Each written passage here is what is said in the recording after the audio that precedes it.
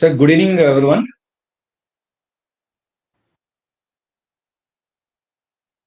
HOD sir, am I audible? Yes, sir. Please continue. Sir, good evening, sir, everyone. It is a great pleasure to welcome all of you. This excitement and enriching journey of learning and development. On behalf of Ramchandra College of Engineering, I extend a warm welcome to all the participants, esteemed resource persons, and who have joined us for this 6-day online faculty development program on disaster risk reduction through sustainable infrastructure. We are thrilled to have you with us and we look forward to a wonderful and engaging experience together. Let's make the most of this opportunity to grow, learn, and share knowledge. And I would like to extend my heartfelt gratitude to the college management for their invaluable support in organizing the recent online faculty development program. Your commitment to fostering professional growth and creating opportunities for knowledge sharing is truly commendable. I would like to thank Principal Dr. Muralidhar Rao garu and Dean Academics, Professor Dr. S. Subramanian garu and Dean Internal Affairs Dr. Prasad garu. The successful execution of this PPD of the FDP would not have been possible without your encouragement, resources, and guidance. This initiative has gratefully benefited all the participants by enriching their skills and broadening their academic perspectives. And I would like to also thanks to express my sincere thanks to Atal Aicte for sanctioning this FTP and for their continuous efforts in promoting excellence in education. And thank you once again for your dedication and to empowering the faculty and ensuring the success of this such impactful programs. Now, I'm delighted to invite our head of the department, Dr. Sundar Kumar sir, to address the participants and esteemed resource persons on this special occasion as we inaugurate the online faculty development program. Dr. K. Sundar Kumar sir, the platform is now yours.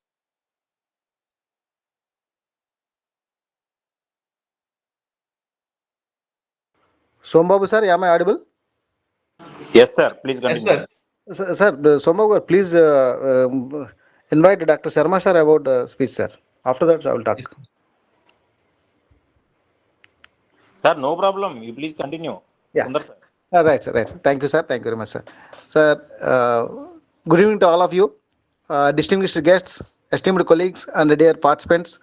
Very warm welcome to all of you on this momentous occasion of the AACTE sponsored Atal FDP, uh, hosted by Civil Department of Ramchandra College of Engineering, Autonomous. So today's program is titled Disaster Risk Reduction through Sustainable Infrastructure. So really, this is a need of the hour kind of issue that is faced by all over the world, and we need to really focus on the infrastructure which are sustainable and through which we can reduce the disaster risk. And uh, perhaps it may be very apt title or need of the hour title for focusing and educating the mainly the educators like faculty, where they can disseminate knowledge in this area. And as we gather here, we acknowledge the growing challenges posed by natural disasters across the globe. Earthquakes, floods, hurricanes, and other calamities have increasingly underscored the importance of robust, sustainable infrastructure. We have infrastructure, but that infrastructure must be sustainable to all these effects like earthquake, flood, hurricane, etc., tsunami, etc. So the structure must be resilient to this kind of calamities. In that way, how to manage or how to go forward is the main theme of this FDP. It is a very critical aspect of not only mitigating devastating impacts of these events, but also fostering resilience in our communities. So people must be given awareness about the resilient structures, as well as in that direction, government as well as construction builders must take into account these factors. Our program today aims to bring together thought leaders, educators, researchers, and practitioners to engage a meaningful dialogue about sustainable infrastructure. Our goal is to explore the innovative strategies that can effectively reduce the disaster risks while promoting sustainability. So, through this initiative, we aspire to equip our faculty with the knowledge and skills necessary to educate and inspire the next generation of engineers and planners who will shape the resilient communities of tomorrow. So, at Ramchandra College of Engineering, we are committed to academic excellence and societal contribution. We firmly believe that through education, research, and collaboration, we can make a significant strides in addressing the pressing issues of disaster risk reduction. This faculty development program is a testament to our dedication to these principles. Over the next few days, that means these 6 days, you will be having an opportunity to engage with the experts, participate in interactive sessions, and exchange ideas that can lead to the groundbreaking advancements in the field. I encourage each one of you to take the full advantage of this platform, not just to gain knowledge, but also to build networks that can drive future collaborations and innovations. Actually, with this thought only, we have selected diversified resource persons ranging from IITs, NITs, industries, specifically the disaster management related government organizations and even private organizations. So definitely their views, their ideas, their knowledge will be definitely useful for this program. Before we commence, I would like to extend my heartfelt gratitude to AICT for their generous support and sponsorship, and also their vision and commitment to education and development have made this program possible. I also thank our distinguished speakers and facilitators for their valuable contributions to all participants for their enthusiasm, dedication in this crucial cause. And also, I would like to thank the management of Ramchandra College of Engineering for encouraging and supporting us all the way to initiate this program and to organize this program. And I especially thank our Dean Academics, Dr. Sharma sir, and Dean Internal Affairs, Dr. Prasad Babu garu, and Principal, Dr. Muralidhar Rao garu, and all the heads of the departments and all the supporting staff of the college, and especially our civil department faculty and the co-coordinator, Mr. Som Babu garu, for their unintended support and help in this regard. Together, let us embark on this journey towards creating a safer, more resilient, and sustainable future. Thank you, and I wish you all the very productive and insightful program. Thank you, one and all. Thank you so much, sir. Professor Dr. K. Sundakumar, sir. Thank you so much for your encouraging and thoughtful words. Your insights and support have provided a strong foundation for this program, and we are confident that your message will energize our participants and they engage in this journey of learning and growth. Yeah. And now we are honored to have with us an eminent personality whose leadership and vision have been instrumental in driving excellence at our institution. It gives me immense pleasure to invite our Dean Academics, Professor Dr. Subramaniam Garu, to share their thoughts and insights as we inaugurate this much anticipated online faculty development program. Dr. Subramaniam, sir, the participants and esteemed resource persons are eagerly looking forward to hearing from you. Over to you, sir. Thank you. Thank you, sir. Respected guests, head of the department, civil, faculty members, and participants. A very good evening to one and all. First, I would like to congratulate the coordinator of the program, Dr. K. Sundarkumar sir, and co-coordinator Sombabu Garu, and the faculty members of civil department for getting sanction from AICT and planning this faculty development program in a organized way. And I would like to extend my sincere gratitude to speakers and eminent top people, Dr. Balu sir and Professor Murli Garu, for accepting our invitation and for sparing your time in gracing this online FDP, sir. And as the today's world is suffering with these natural calamities, the knowledge about the prevention of the damage caused from the calamity is very, very, very important, because the occurrence of calamities is not in our hands. We have to accept it. But what is in our hands, we can manage the damage that can cause from a natural calamity. I hope the sessions and the inputs provided by the resource persons for the next sessions will be helpful for all the participants in gaining the knowledge. And as we are the community, faculty community, whatever the knowledge we are gaining, let it be transferred to the students so that the next generation will get benefited on how to design and how to make the environment in a proper way, and also how to design the resilient structures, sustainable infrastructures in upcoming years. And I advise all the participants, don't sit idle in the session. Let the session be in the interactive way, and whatever the doubts or the suggestions you are having in your mind, let it be clarified by the resource persons. And I thank everyone for giving me this opportunity. Thank you one and all. Thank you so much, Dr. Subramaniam sir, Dean Academics, for your inspiring words, for setting the tone for this program. Your guidance always motivates us to strive for excellence, and your words today will surely resonate with all our participants and resource persons as we embark on this enriching journey together. Now we are excited to start the first session of a faculty development program. We are privileging that to have with us Dr. Balu sir, who will be leading us through this insightful session. His expertise and experience will surely set the tone for a productive and enriching learning experience. Dr. Balu sir, a professor in NIDM, Ministry of Home Affairs and Government of India. Dr. Balu has done PhD in sociology, studied development management from Tata Academy. Presently, Dr. Balu Garu working CCDR Center, NIDM, Ministry of Home Affairs, Government of India. Dr. Balu has 15 years of professional experience in different positions in the development management and disaster risk reduction sector.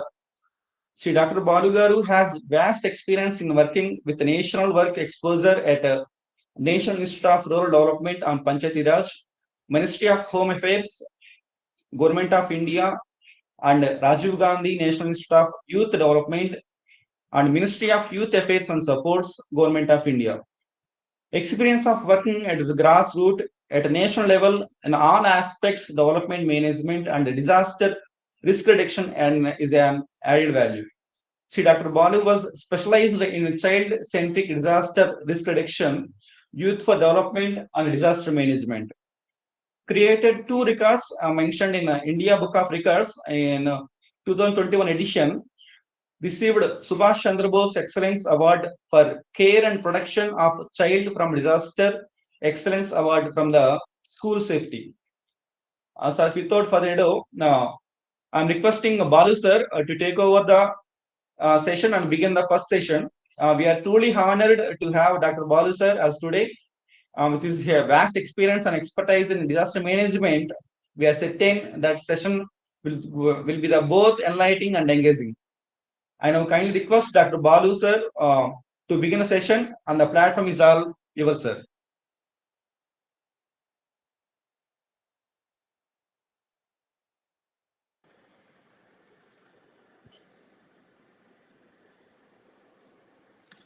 Thank you so much, sir. I'm sorry, I just need a help for sharing my screen. I'm trying to do it. I'm using Safari. Yeah, yes, sir.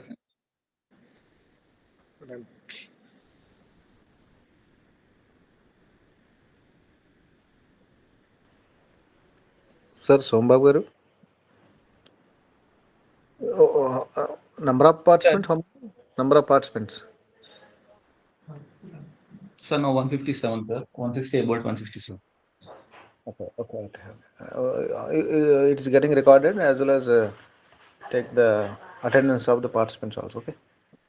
Okay, sir. Yeah.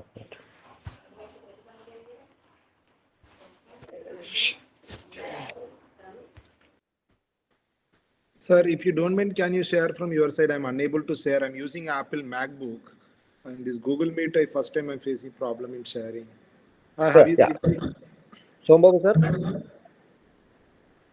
Sombabu sir, please share his PPT. Already PPT is with you. I'm sorry for the inconvenience. No issue, sir. No issue, sir. Sombabu sir.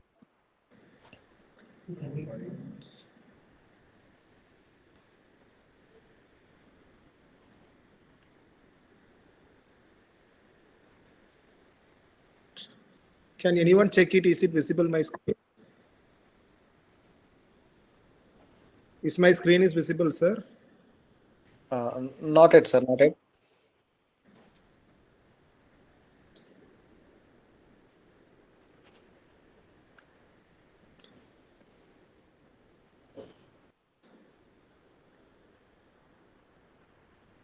I'm sorry. You may kindly do it, sir. Yeah, Sombabu, sir. Okay, sir. Within 2 minutes. Just Yeah. 2 minutes. Or you check it? Is it now visible my screen? Anyone? Yes, sir. Yes, Okay, yes, sir. yes, yes, sir. Visible, sir. Yeah. Thank you.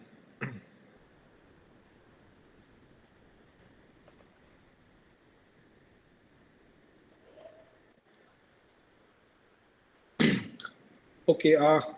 Very good evening to all of you. Basically, before getting to the disaster risk management, it is very much essential for understanding the basic concepts of disaster management. So, unless we understand these basic terminologies and the meanings and the activities, that won't be meaningful, or you may not able to effectively involve in the disaster risk management activities. So, next 1.5 hours, we will be trying to understand these 10 to 12 basic concepts which I will be discussing. I also request all of you to kindly be attentive. You may also actually participate. I'll be asking a lot of questions. I request you to kindly put it into the uh,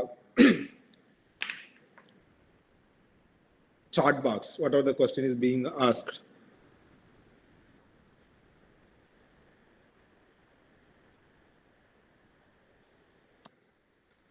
So starting with understanding hazard. So can anyone, you may also turn on the mic and tell me what you mean by disaster. Before getting to this disaster, I would like to request you to explain what you mean by disaster. If you have any understanding, please. Or you may type in the chat box.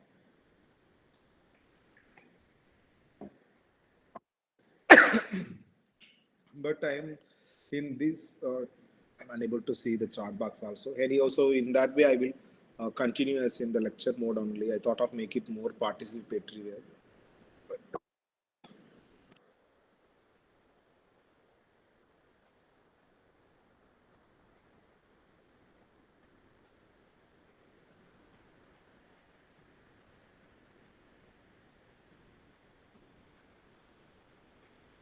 I also didn't get anything in the chat box. Okay, anyhow, fine.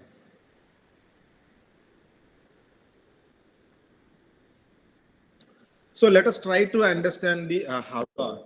So hazard is nothing but a process or phenomena or activity which may cause the loss of life, injury, or any other health impacts or property damage into the social and economic disruption or environmental degradation. I will explain you this with some examples. If you can take example that suppose there is a 2-point Richter scale earthquake in the Thar Desert, right? When there is a 2-point Richter scale earthquake in the Thar Desert, you may not find any impact. There may not be any loss of life, there may not be any injury, or there will be mild. And similarly, I'll give one more example. Suppose there is a tsunami waves, but which is not reached the seashore, right? So you may find less impact. And similarly, there is a multi-storage building, but there is no human being there. It is a old and damaged building. There is only fire accident there.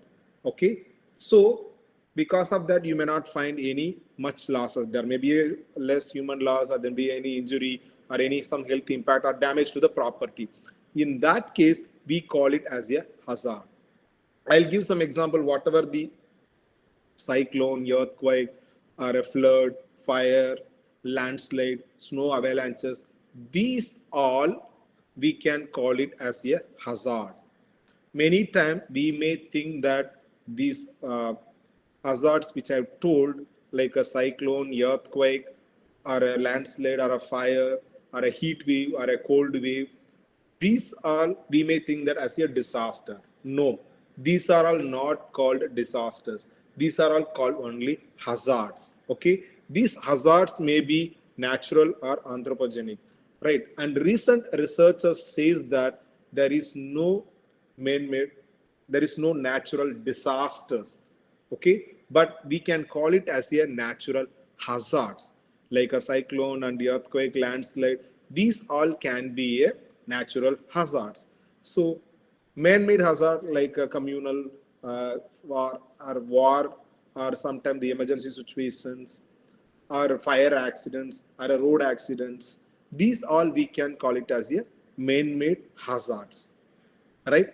I will also explain you the disaster so that you can find the difference between hazard and disaster, right?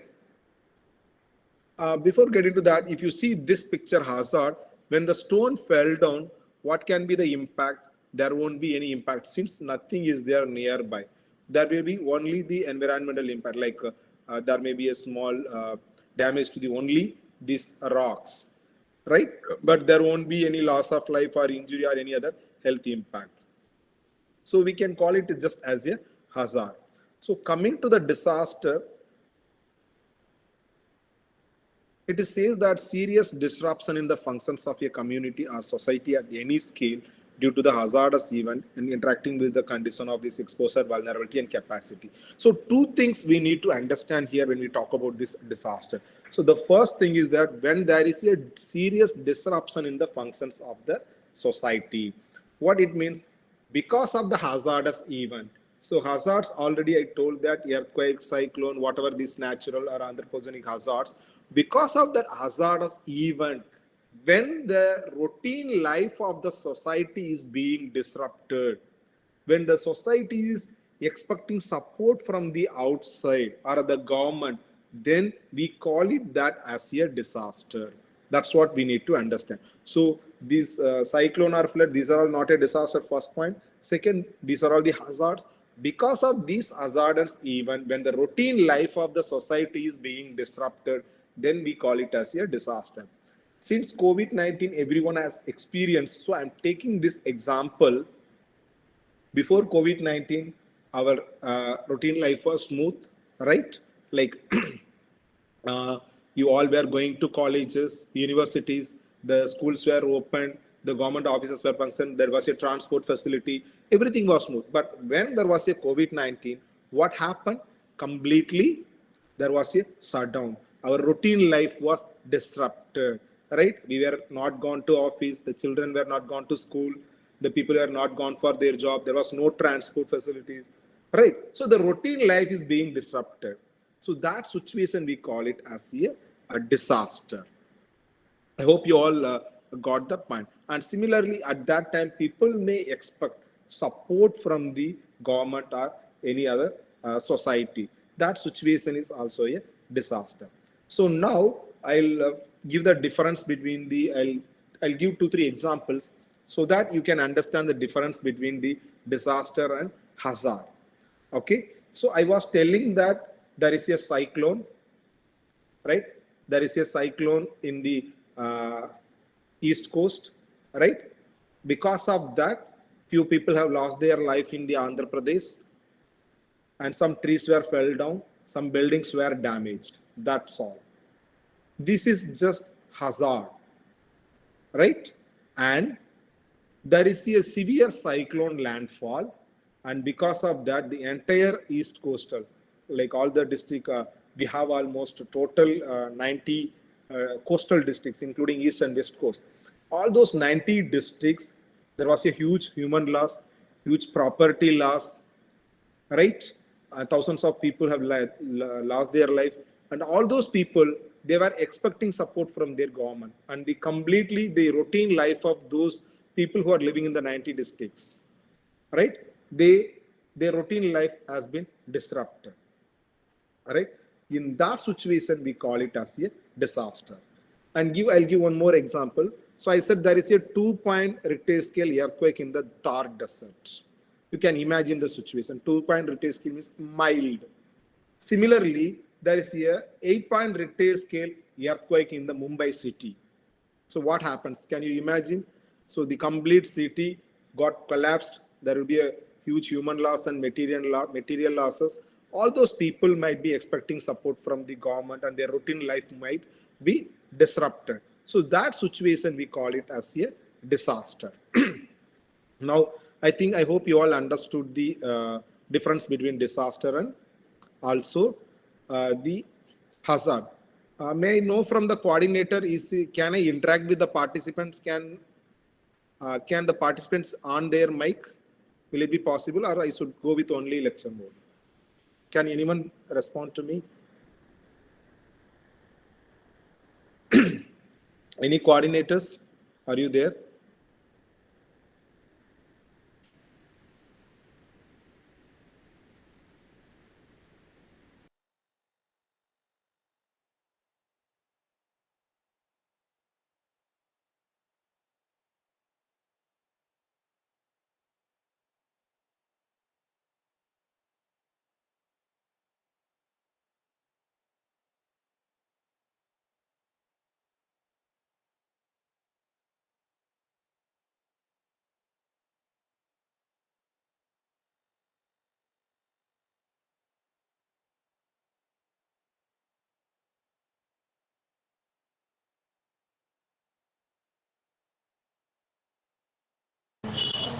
Sir, Balu sir. Sir, you are muted, sir. Please unmute.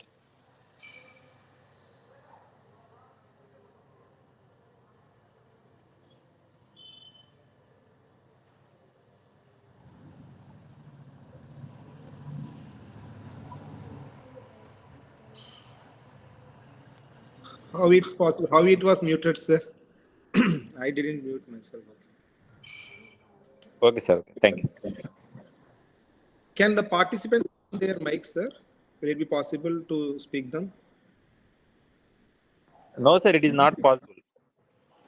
Okay. I hope my screen is visible now. Yes, sir. It is visible. Right.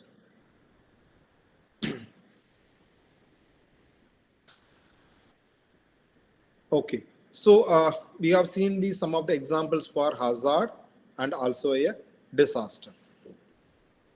Let me give one more situation. Tomorrow, 9 o'clock, you all are being asked to attend an interview at our university. And if you're attending, that interview is for the post of Vice Chancellor. Unfortunately, you all slept at your home till 9 a.m. But you are supposed to be present at interview at the Nagarjuna University. So when you slept till 9 a.m., what happens to you? When you wake up, immediately you saw the time. So you all might skip your routine, right? You may not take a bath, you may not do brushing. Quickly you try to wash your face and wear the clothes and take all your certificates. You may hurry or run to the interview place, right? So the whole day might be a disaster for you, for an individual person. So your routine life got disrupted the day, and also you might be seeking help for someone to drop or having your breakfast or arranging your dress, right? So let us move on to the next one, the risk. Risk, what do you mean by a risk? Where there is a potential for loss of life or injury or a destroy or any damage to the assets which could occur to a system or society or community in a specific period of time. So because of any hazardous event where there is a loss of life, where there is a chance for loss of life or an injury or a damage to the assets, then we call it as a risk. You can see this picture in the right side. There is a mountain, and the mountain there is a stone on the top of the mountain, and the person who is standing below, and the stone is fell down. When the stone is fell down, the person may lose his life or he may get an injury, or if there are some houses, it may be damaged. So it is a kind of a risk. So I'll give some more example. You know that when you touch the electric wires, you might lose your life. Unknowingly, if you are touching that, it is a risk. And there is a green signal in the road, and you are crossing the road, and there is a chance of getting an accident. So these are all a risk, right? And you know that every year there may be you know that every year there may be a flood in the Krishna River, right? But since you are constructing your house in the Krishna River bank, and it is a risk, right? And similarly, there is a lot of houses in the coastal area; they all are in the risk. So this is all the hazards where there is a hazard prone area when we are living or when we are constructing a house or when we are exposing ourselves, then it is a risk. You can take example, there is a COVID-19 containment zone and you are entering into that.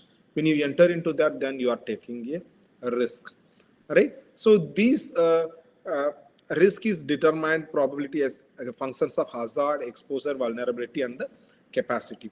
So I'll explain each concept. After that, you can come to know what is this all, how it functions.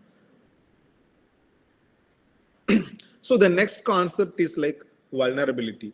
Basically here the vulnerability is conditions determined by the physical, socio-economic and the environmental factors which increase the susceptibility of an individual or a community or system to the impact of the hazards. I'll explain that simply to say that the conditions which increases the impact of an individual or a community or any system, which we call it as a vulnerability.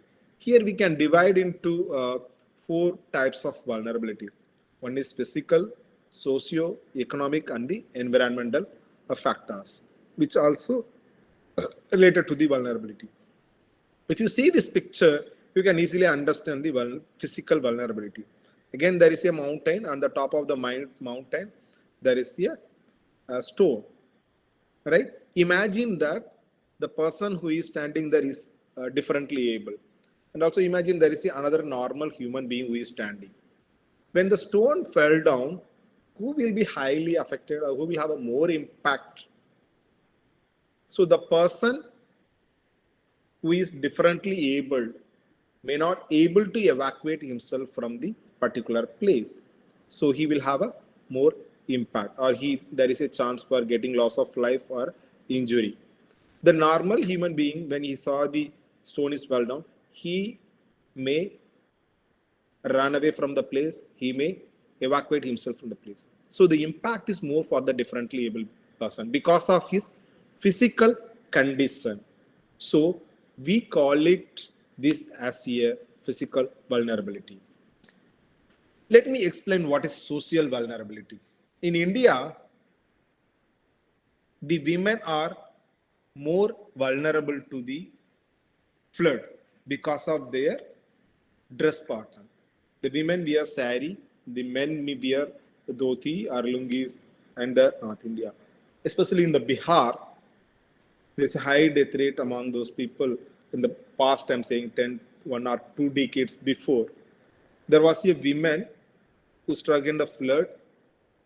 Because of her saris, she was not able to swim properly and lost her life. If it is the same case, if you take a man, they may just simply remove their lungis, they can swim. So this is a social condition which also makes the women more vulnerable, right? And so because of that condition, see the sari which she is wearing, social phenomena, she lost her life. So she is in more risk or vulnerable. And if you take an economic vulnerability, like during COVID-19, we all were wearing different types of masks, and some rich people were wearing the N95 mask, which was not affordable for everyone. Because of the economic condition, when the poor people may not able to afford to the N95 mask, or when they were not able to afford to the sanitizers, then they were susceptible to the increase for the impact. So that's what the economic vulnerability. Similarly, I'll give an example of, suppose people who are living in the river Bandi area, and the rich people, they could able to buy boat and they can able to save their life. But the poor people may not able to buy the boat or any life jacket, and they were in the highly vulnerable. So that's what economic vulnerability. Because of their economic conditions, the impact of the disaster is high. And the fourth one is environmental factors. Like we know that every year there's a flood in the Godavari River or Tamilbarni River in the Tamil Nadu. or in the Krishna River. But the people who are constructed their house and people who are living in those environment near to the river, but and they are environmentally vulnerable because of their environment, because of the locality where their house is being constructed, the impact is high. So that's what we call it as a environmental vulnerability. Similarly, people who are living in the coastal area, they are highly vulnerable to the cyclone compared to the other people. And similarly, people who are living in the hilly regions, Himalayas, or in the Western Ghats, they are highly vulnerable to the landslide because of the environmental factors. All right. So I hope you all understood what is the vulnerability and what are those four different types of vulnerability. So vulnerability is basically the conditions. Because of the condition, it may be a physical, socio or economic or environmental condition. When the impact is high, then we call it as a vulnerability.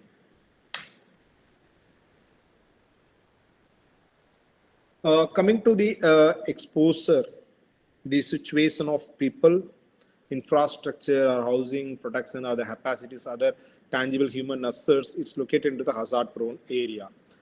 Right? This is also like an environmental factor. If a hazard occurs in the area of no exposure, then there is no risk. Means the people who are living in the hazard prone area, they are having exposure. Right? People who are in the hilly regions, they are exposed to the landslide. Similarly, people who are living into the riverbank area, low-lying area, they have exposure to the flood. Nowadays, people who are in the city, they are exposed to the urban flooding, flash flooding. People who are living in the coastal area, they are exposed to the cyclones. So, like during the summer season, April, May, the children who are playing outside, they were exposed to the heat waves, right? So, if a hazard occurs in the area of no exposure, then there is no risk. I've given an example of the earthquake in the Thar Desert. There is no exposure, so there is no risk in the Thar Desert. Similarly, there is a fire in the damaged building where there is no any human beings and there is no use of such building. If there is a fire accident in such building, there is no exposure, so there is no risk. So exposure, the general term which you all can easily understand, where you are exposing to the different types of hazards, the situation of the people. So coming to the capacity, one of the most important term which we need to understand. Okay, I'm showing only pictures when I play so that you can understand this. The terms also will be visible to you.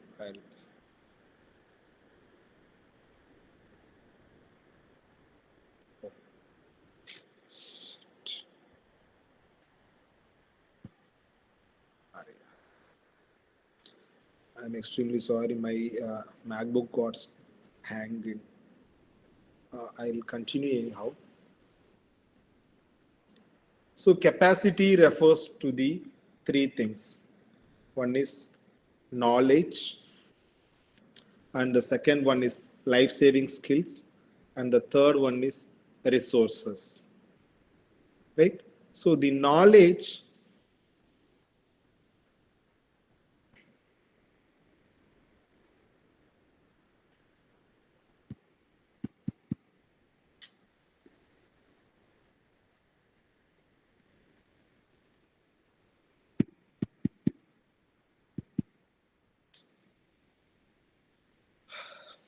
So this capacity is always helps you to reduce the risk, right? Which includes three important things: knowledge, life-saving skills, and the third one is the resources. So when we talk about knowledge, if you take an example of flood, the people who are living in the flood-prone area, they should have a knowledge of the low-lying area, the level of rain, the level of water, and also the safest area or the emergency contact numbers. These are like kind of knowledge. If they have such knowledge, which will help them to reduce their risk. And the second one is life-saving skills. So people who are living in the household which is highly prone to fire accident, they should have a skill of using the fire extinguisher, right? Or to give a first aid for fire injury, or how to extinguish the fire. Similarly, people who are living in the flood prone area, they should have a skill of making a boat by using the water bottles or empty cans, or making a boat by using the banana stems, right? So and also if the people knows the skill of CBR, giving first aid, or rescuing people who are immersed in the flood, these are all comes under the skill, which also helps them to reduce the risk of loss of life. And the third one is resources. Resources also helps you to reduce the risk. If you are in the earthquake zone, earthquake seismic zones, then we should have a earthquake resistant constructions or a buildings. Or if you are living in the flood prone area, we should have a life jacket, emergency contact numbers, boats, ropes, which all used at the time of flood, which also helps you to reduce the flood risk. So this capacity also for, for the village. Suppose the village is highly prone to flood. So the village should have a relief center. The village should have some canals, or if there is a check dam. These are all helps to reduce the flood risk. And when you may visited a theater or mall, you might have seen the fire extinguisher or emergency evacuation map, right? This is also a kind of capacity which comes under the resources. So capacity also refers to the policies or guidelines. Suppose there is a guideline to not construct any houses within the 100 meters of seashore area. Such policy helps you to reduce the disaster risk. Similarly, we had a policy of COVID-19 containment zones. This also helps to reduce the COVID-19 infection risk reduction, right? So capacity, I'm repeating, capacity refers three aspects: knowledge, skill, and the resources. All these three together helps you to reduce your risk. If you see this picture, which I'm showing, the person who is sitting under the mountain, he is under the house. You can imagine that it is a pakka house. So when the stone fell down, he may be saved. The impact will be less because of the construction, because of the pakka house. Imagine that the person is just simply standing where I saw in the first slide, without any house. So when the stone fell down, he may lose his life. So this Pakka house is a capacity for him. It is a resource for him, which helps him to reduce the risk. Similarly, he is in the winter season, he made a fire nearby him. That gives some warmth to his body, so which also helps him to reduce the risk from the wind. Right? So those who are listening to the sessions, I request you to kindly type some of the resources which you need at the time of flood, or you may write the resources which you need at the time of cyclones. So as of now, I'm stopping here. So we have discussed about the hazard, disaster, risk, exposure, and capacity. So anyone, if you are having any questions or doubt, you can ask me.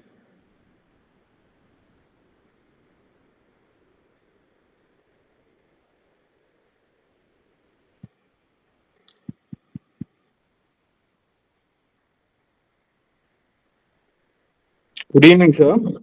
Yes, sir. So actually, I wanted to know the different types of disasters, sir. In the textbook, they have mentioned natural and artificial disasters.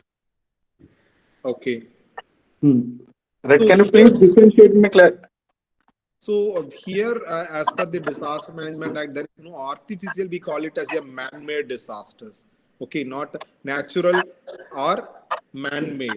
Okay, like natural, all these cyclone, earthquake, droughts, landslides, heat wave, cold wave. These all we can call it as a natural.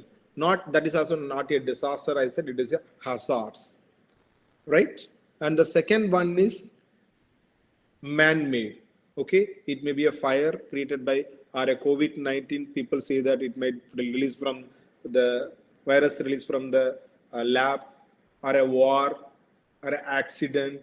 These we can call it as a communal fire. These we can call it as a man-made hazards, right? So there is no artificial, but some textbook may talk about that. So as per this disaster management, we can divide into these two types, and that is also not a disaster, hazards. And as already I said in my session, the there is no there is no natural disasters.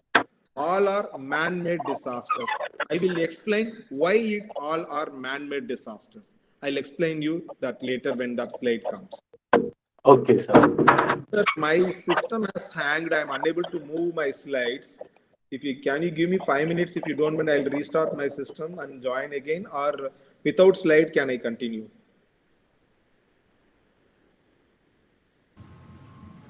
It is better with slides, sir. Sorry. Can I continue without moving the slide because my video is on, so my PPT and system got hanging. So I'm continuing. So like, can you give me 5 minutes to rejoin, or can I continue without slides? Any coordinator, if you can respond. So I'm sorry for the inconvenience. I feel bad for this. Yeah, I go think ahead, sir. Go ahead and rejoin, sir. That will be it much will be better. effective with the slides are also there, sir. Yes, sir. Please rejoin, sir. Yeah, thank you so much. I submit my sincere apology for this. I'll join you soon very quickly. Right, sir. Meanwhile, all the participants are advised to type your questions in the chat box. Professor Balu sir will address all the questions, and you will be having a feedback also at the end of the session. So all of you compulsorily attempt that feedback form, and that also consider as attendance. Thank you. आपका हो जाएगा तो अपन नमस्ते बोलेंगे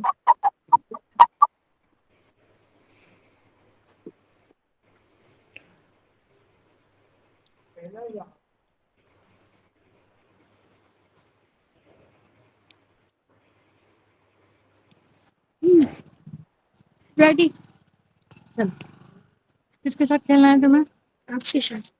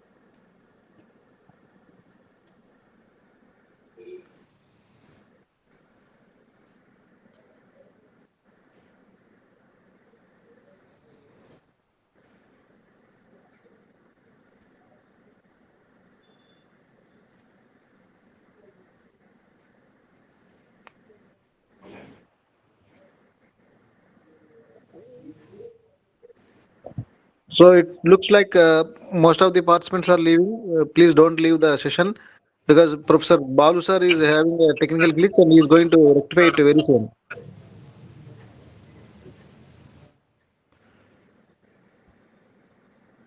Yeah, he is back already.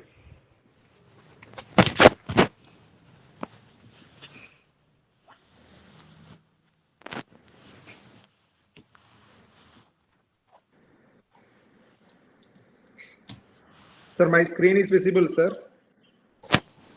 Yes, sir. Visible, sir. Go ahead, sir. Yes, sir. Yeah. So,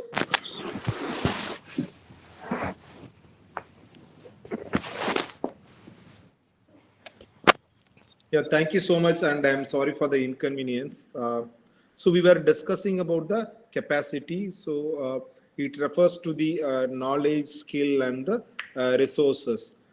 This also refers for the individual and also for a society or a village or a community or organization.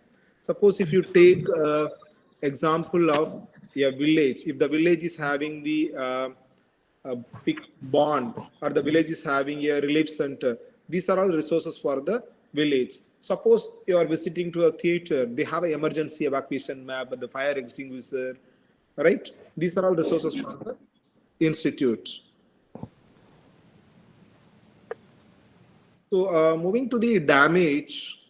So whenever there is any disasters, there is a chance for a hazard, there is a so this damage occurs during immediate, even after the hazards also. Usually the damage is being measured in terms of physical units.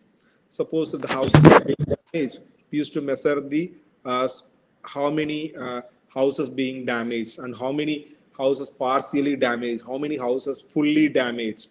Suppose roads were being damaged, we used to measure the roads kilometers, number of electric poles fell down, right? These square, how many square feet of walls have been damaged. And it also describes the total or partial destruction and the physical assets, and also the types of services being disrupted. Okay, so whenever we assess or measure the damages, we used to give into the numbers. During COVID-19, you might have seen a lot of data.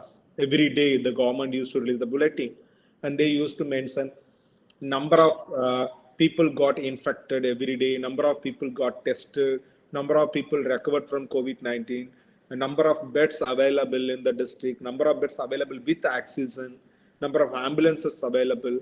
So we always measure the damages or the everything in terms of data.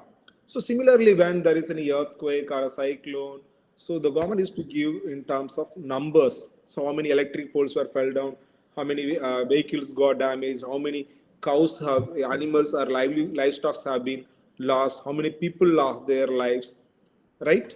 This also helps the government to plan for the recovery, right, or to give some compensation.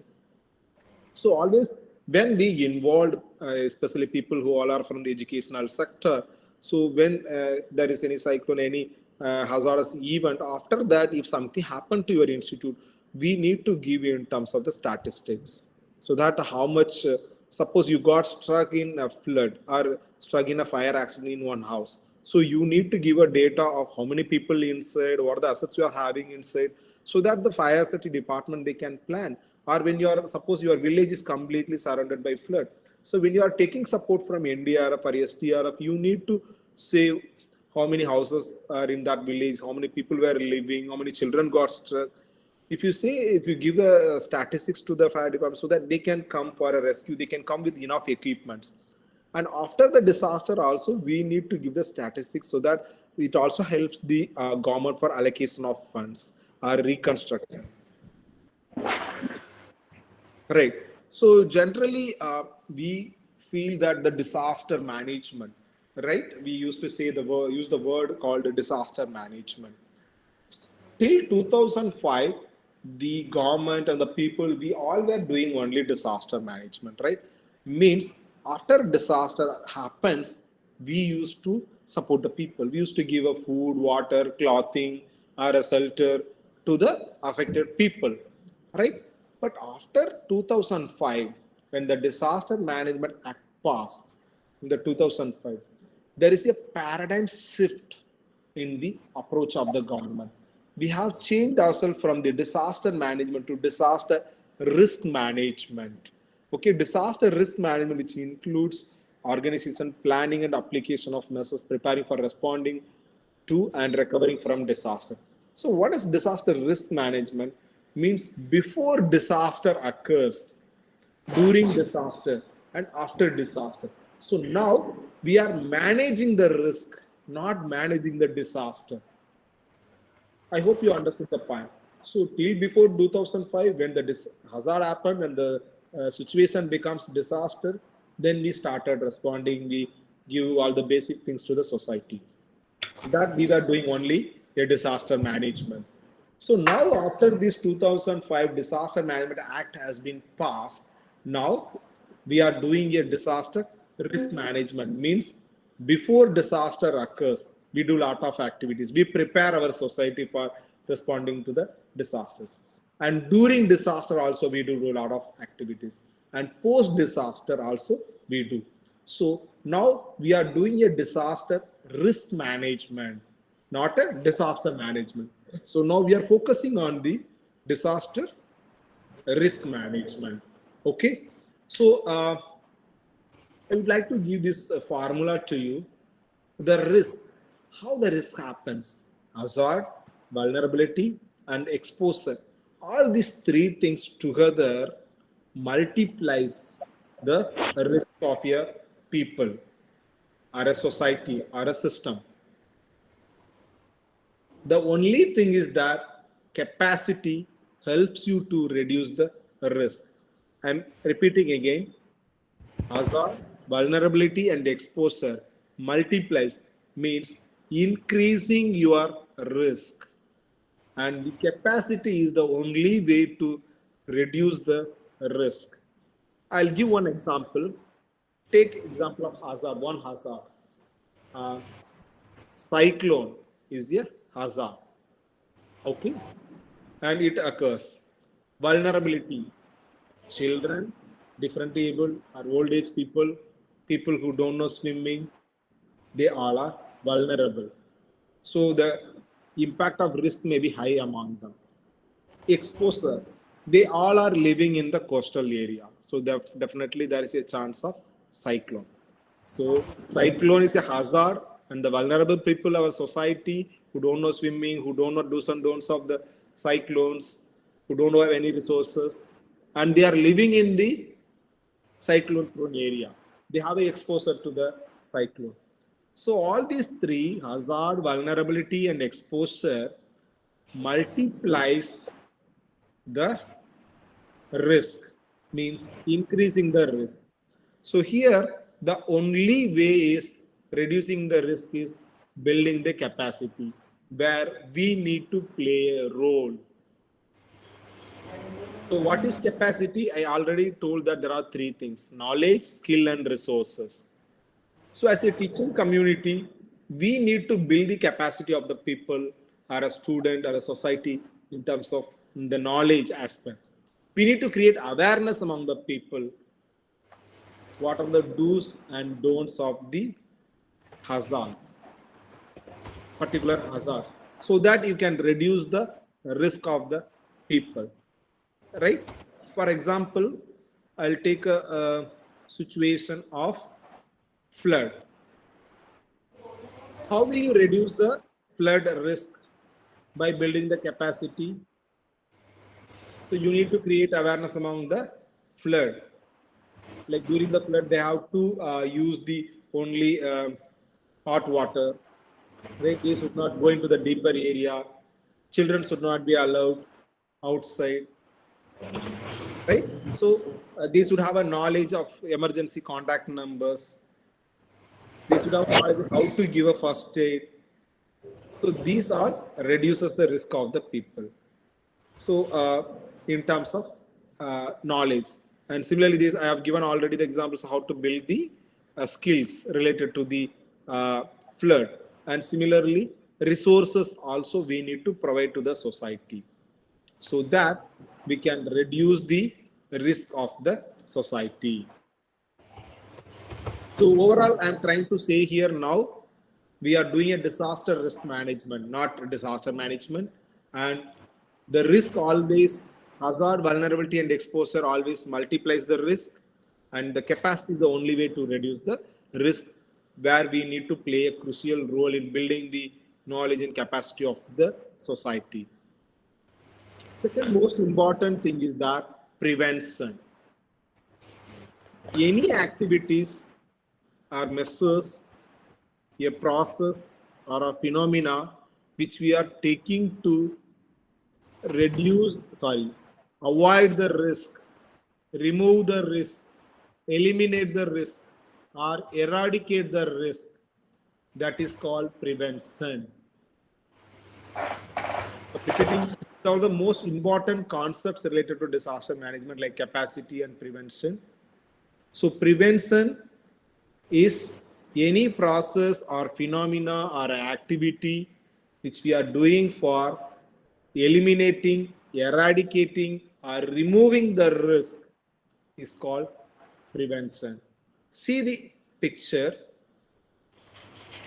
A person standing below the mountain, and there is a rock stone on the mountain, and the stone has been holded by the chain holds the rock. So now the stone may not fall down. So the person standing below the mountain is safe. So now the risk of this person is completely removed because the chain holding the stone may not fall down. So this is what prevention. So the process of making this chain and holding that, making the chain to hold that stone is a prevention. After this, now there is no risk. The risk is completely removed. Okay. For certain disaster, there is no prevention. For example, cyclone, we don't have any prevention. Similarly, we don't have a prevention for earthquake. Definitely it will happen, right? And I'll give one more example for what is prevention. Suppose there is a flood in one particular village. There is a flood every year. So government has constructed a dam in nearby that village. So after construction of dam, now there is no flood in that particular village. Now this is called prevention. Because of the construction of check dam, now there is no flood in the particular village. So the flood risk of flood is being removed. That is what prevention. So taking another example of moving to the next concept, mitigation. Any process or phenomena or activity which you are taking for minimizing the risk, lessening the risk, or reducing the adverse impact of a hazardous event, that is mitigation. See this picture. The person is inside the house. You can imagine it is a pakka house. When the stone fell down, he may be safe. Only the building may be damaged, or the person may got an injury. So the house is reducing the impact. Okay. This is what mitigation. I'll give some more example. You are wearing a seat belt and you are driving a car. You are wearing a helmet. You are driving a car. You may think that prevention is better than cure. So wearing helmet, you are taking prevention. It is not that. After wearing a helmet, when you ride a bike, it is not mean that you will not get an accident. After wearing helmet also, there is a chance of getting an accident, but the chance for loss of life, the risk for loss of life is being reduced. The risk for loss of life is being reduced. So it is a mitigation measure after wearing helmet. So wearing helmet and wearing seat belt is not a prevention, it is a mitigation. Right? Here the mitigation measures also includes like engineering techniques or hazard resistant constructions, improved environmental social policies or public awareness. Generally, all the vaccinations are prevention, but the COVID-19 vaccination is a mitigation. Why? Because after COVID-19 vaccination also, many people, they got infected. But the risk of loss of life because of COVID-19 infection is being reduced. So COVID vaccination is a mitigation.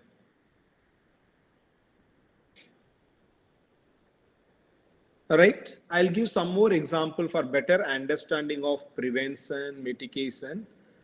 Right? So moving to the preparedness, the knowledge and the capacities developed by the government, response and recovery agencies, the communities and individuals for effectively anticipate, respond and recover from the impact of the disaster. For example, this training program which you are attending is also a preparedness. So in India, we have three major institutions. At national level, if you see the National Institute of Disaster Management, where I belongs to, it's a nodal agency for building the capacity of the people. And we have a National Disaster Response Force, NDRF, where we have a 16 battalions all over India. In 16 places, this NDRF is being located. They also do conduct the training programs. Okay. So similarly, we have a state level, state disaster management authority, and district level, we have a district disaster management authorities. So we have a three-tier structure of disaster management mechanism in our country. At national level, National Disaster Management Authority, state level, State Disaster Management Authority, and the district level, District Disaster Management Authority. Apart from that, NIDM, NDRF, and state level, we have a State Disaster Response Force. These all organizations or the institutions, they also conduct a training program and capacity building events. Or any activity which you are doing to create awareness among the society or build the knowledge, that is a preparedness. Why we are doing this all? We are preparing the society. When any hazardous event happen, when it is affected the society, they should able to respond and recover from that particular impact. So that's what preparedness. For a better understanding, suppose you are going a tour tomorrow. So what are the preparedness you will do? So you pack your dresses, you book your ticket, and ensure the safety of the family, and you might give enough money to your family, right? You will convey what are the things to be done. You will finish all your works in your office before go to the tour. So you are doing all those preparatory work. Okay, this is what preparedness. So now I'll explain with one example to easily differentiate the prevention, mitigation, and preparedness. You are living in the COVID-19 containment zone. You are living in the COVID-19 containment zone. You are supposed to go outside of your home. You are supposed to go outside from your home for some most important and urgent work. In that situation, what will be your prevention?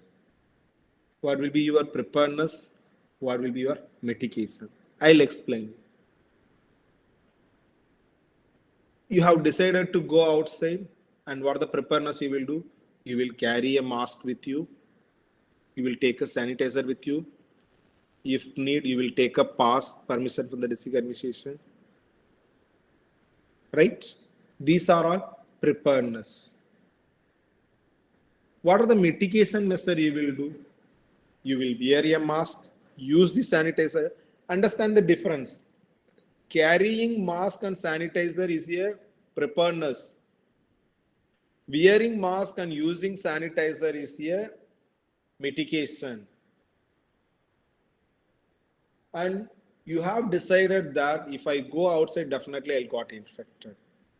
So you have decided to not go outside and you will follow all the protocol being inside the home.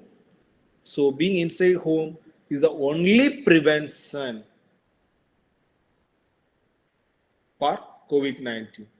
So I hope now you all understood what is prevention, what mitigation and preparedness. So when you are being at home and maintaining all the protocol like wearing a mask and washing the hand and also using sanitizers, maintaining social distancing, right? So that will help you to prevent from infection of COVID-19. When you go outside, you carry all those masks, sanitizers, and also PPE kit, whatever you want. And when you are outside, you are wearing the mask and you are using the sanitizers. It's a mitigation, right? So I hope you all understood the difference between prevention, mitigation, and preparedness. So moving to a response. Any action taken directly before, during, or immediate after a disaster to save the life or reduce the health impact or ensure the public safety or to meet the basic subsistence needs of the people affected. Then we call it as a response activity. Basically, the response is generally we think that save the life means rescuing someone from the flood or from the fire incident. But before disaster also, if you are doing certain thing, before occur the hazard, if you are doing something for save the life, to reduce the disaster impact, reduce the health impact, then all those activity also we can call it as a response. Many times, many activity which we are doing is interrelated. Like mitigation activity which you are doing also reduces the impact. So that is also a response. But specifically, response is rescuing someone, evacuating someone from the adverse situation. Suppose few people are immersed in the water, you are rescuing them. Someone got stuck inside the building in the fire, you are rescuing them. And similarly, you are there is a earthquake, some people got inside and you are rescuing them from the damaged building. This is called response. Because why you are giving this response? To save the life. I request others to kindly mute the mic. Please kindly mute. Yeah. So the next one is rehabilitation. See, in the disaster management cycle, there is a before disaster, during disaster, and after the disaster. So before disaster, we do prevention, mitigation, and preparedness, right? And this response we do before, during, and after. So now coming to the rehabilitation. Restoration of basic services and facilities for the functions of the society affected by the disaster. That is what? Rehabilitation. So what are the basic services? Imagine that there is a cyclone, right? Because of severe cyclone storm, a lot of houses have been damaged, trees were fell down, no transport facilities, no communication facility, no electricity. So after this cyclone, when you restore all these basic services, what are the basic services? Transport, electricity, or communication. Okay. So restoration of all these services is called rehabilitation. Okay, I hope you all understood what is response and rehabilitation. The response is any activity which you are doing in order to save the life or reduce the health impact.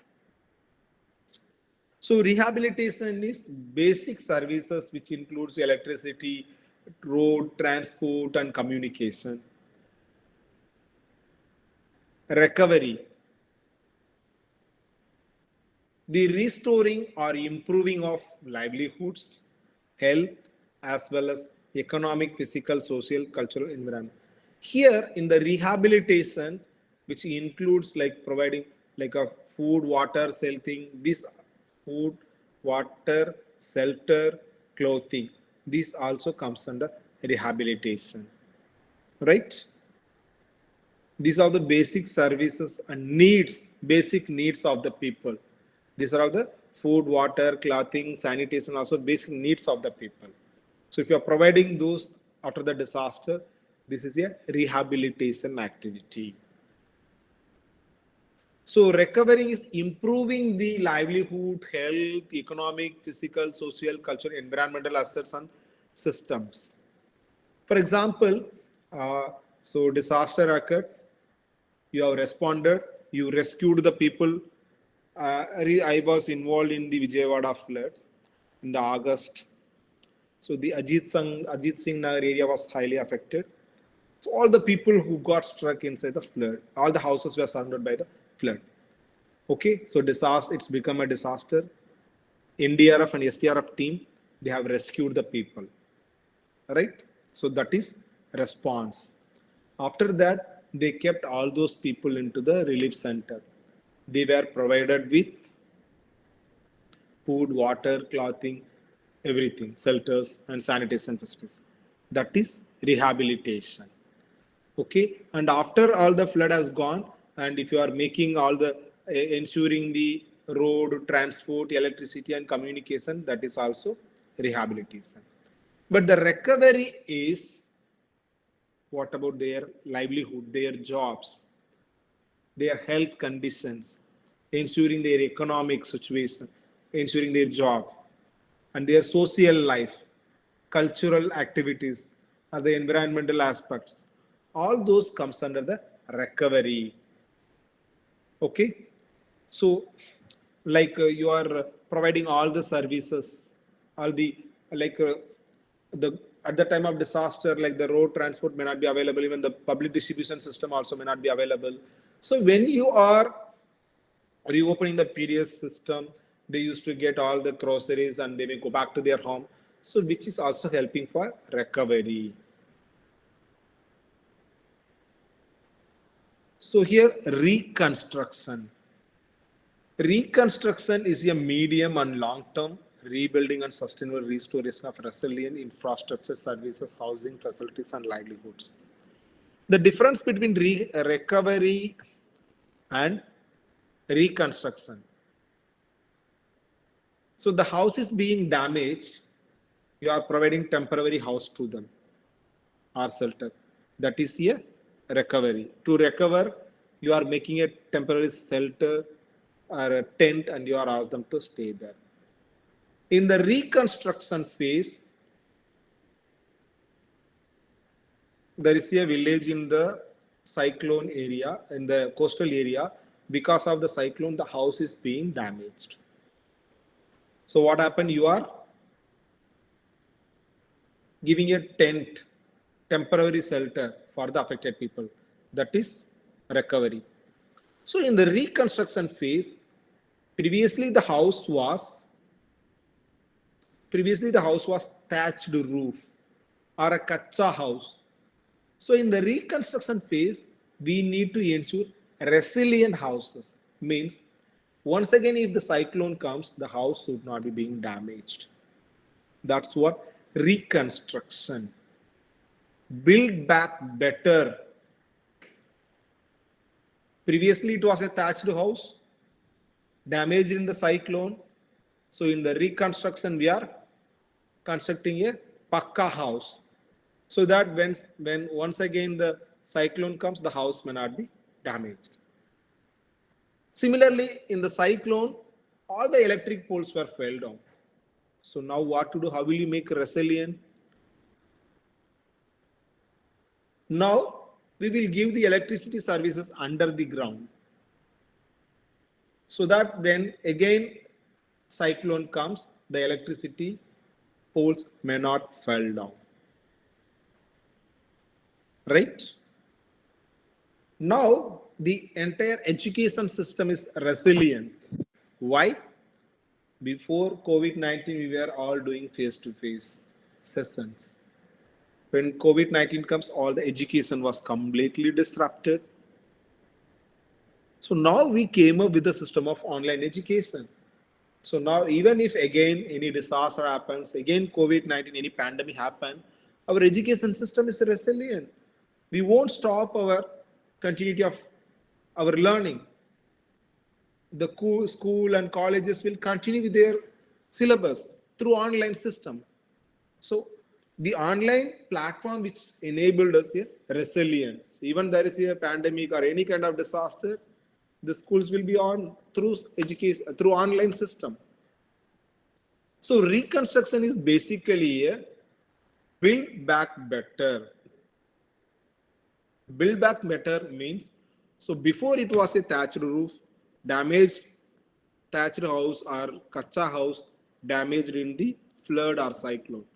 So in the reconstruction phase, we need to build a pakka house so that when again flood comes or a cyclone comes, it won't be damaged. So that is what reconstruction. The last one is, not last one, it is a resilience. What is resilience? It refers to the ability of any individuals or a community or a society or a system to be resistant to the shocks and stresses brought by the natural hazards. Again, it is a bounce back better.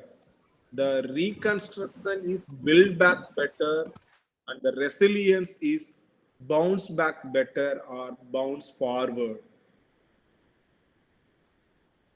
I'll give an example. If you take a spring, which inside the spring pen, TikTok pen. So when you push that spring, it jumps. When you push with full effort, it jumps better, previous.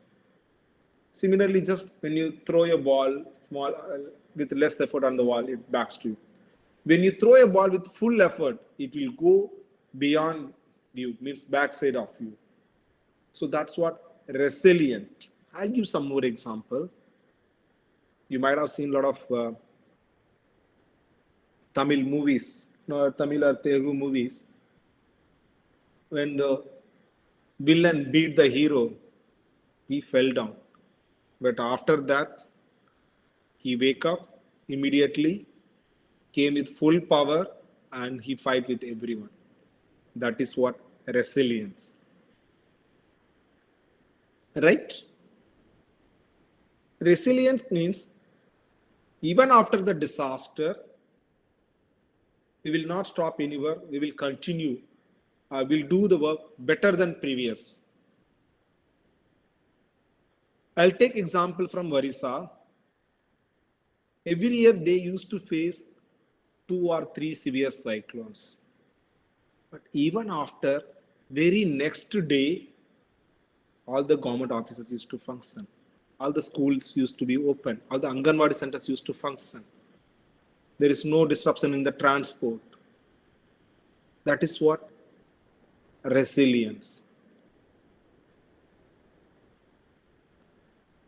So resilience is basically a bounce back better from the previous situation. Somebody has beaten you, you fell down. If you are not waking up, then you are not resilient. But even after beating you, you fell down. If you came up with full force and you are fighting with him, that is resilient. I'll give another example. During COVID-19, many people got infected in India as well as other countries. But in other countries, they faced a lot of problems. Like they got a lot of symptoms. They lost their life. They face problem in breathing. So many people lost their life. But in India, what happened, of course, in India also there was a loss of life, but most of the Indian human beings, they were resilient to the COVID-19, because even after infection of COVID-19, there was no symptoms for the many people. They were able to do their routine work. That is what resilience. Even after infecting from COVID-19, I'm normal, I'm doing my routine work. That is what resilience. I'm going through full of subject. I'll just make you to relax. Now, after listening to the session, yeah, yes, please. Anybody want to say something? Okay, I'm continuing. How many of you think that marriage is a disaster? If you are listening to the session, how many of you think that the marriage is a disaster? We may think that the wife is torturing husband or husband may torture the wife, so it may be a disaster. Not like that. The researcher says that the bridegroom's family, till completion of that marriage, the parents, they used to arrange, they have to spend a lot of money. They may not have enough money, so they have to arrange all those money, jewels, doing all the arrangement for the marriage. So completely the routine life of that bridegroom family is being disrupted. So till marriage, it is a disaster for that particular family. And they also need a support of their friends, relatives. So that's why it is a disaster. Not the way you are thinking it is a disaster. So many people, you may think that listening to this session is also a risk. So what you will do a prevention? You may not join the session, so you are taking a prevention. So what some people do, you have joined, but you have muted your mic. I don't want to listen to this fellow's lecture. So you have reduced the risk of that. So it is mitigation. I'm just giving an example of mitigation and prevention and the disaster. Right? So as of now, we have discussed all those basic concepts of understanding what is hazard and what is disaster, what is the risk, and also exposure, vulnerability, capacity, prevention, mitigations, right? And also rehabilitation, recovery, reconstruction, and finally, the resilience. So from this, what we need to understand is the major role in building the capacity of the student or building the capacity of the society, which helps you to reduce the risk. Many times the activity which we are doing for preventing from the risk, it may not prevent. In that case, that also aims to reduce the risk. So we can call it that as a mitigation activity. Right? So when you build the capacity of the people, when you're having capacity means I already said that knowledge, skill, and the resources. When your capacity is good or high, then you will be resilient. You will be able to face any kind of disasters, and you will be able to manage any kind of situation, adverse situations. So I'll just quickly run through the hazard and vulnerability hazard profile of India. So as you all are aware that India is in the 7th largest country in terms of geographical area, and we are the most populous country, having now almost 1.50 billion people, right? And almost we are in the number 1 position in terms of geographical area. If you refer to the almost 59% of the land mass is prone to earthquake, right? And similarly, 12% of the land is prone to the floods. Out of 7,500 kilometer coastal line, almost 5,700 kilometer is prone to the cyclones. And we have almost 90 coastal districts in our country, which is highly prone to the cyclones and tsunami. So about 68% of the cultivable area is vulnerable to drought. And apart from this, we also face landslides, snow avalanches. And further, we are also vulnerable to the chemical, biological, radiological, and the nuclear disasters. And the terrorism has also been increased. Like I said, 58% of the total landmass is prone to the earthquake, right? Here, we can divide India into 4 different zones, right? Many people, you may think that 5. There is no zone 1 in India. We have a zone 2, earthquake seismic zone 2, zone 3, zone 4, zone 5. Zone 2 is mild or less risk zone. Zone 3 is average or medium. Zone 4 is high, and the zone 5 is severe risk. Severe, high, average, and then low risk. All right. These are all the states which have given comes under the zone 4 and 5, like Jammu and Kashmir. In the map, you can see red color: Jammu, Kashmir, Himachal Pradesh, Uttarakhand, Punjab, Delhi, Gujarat. All these northeastern states, including Sikkim and North Bengal, these are all the highly vulnerable for earthquake. So here almost 59% of India is vulnerable to earthquake.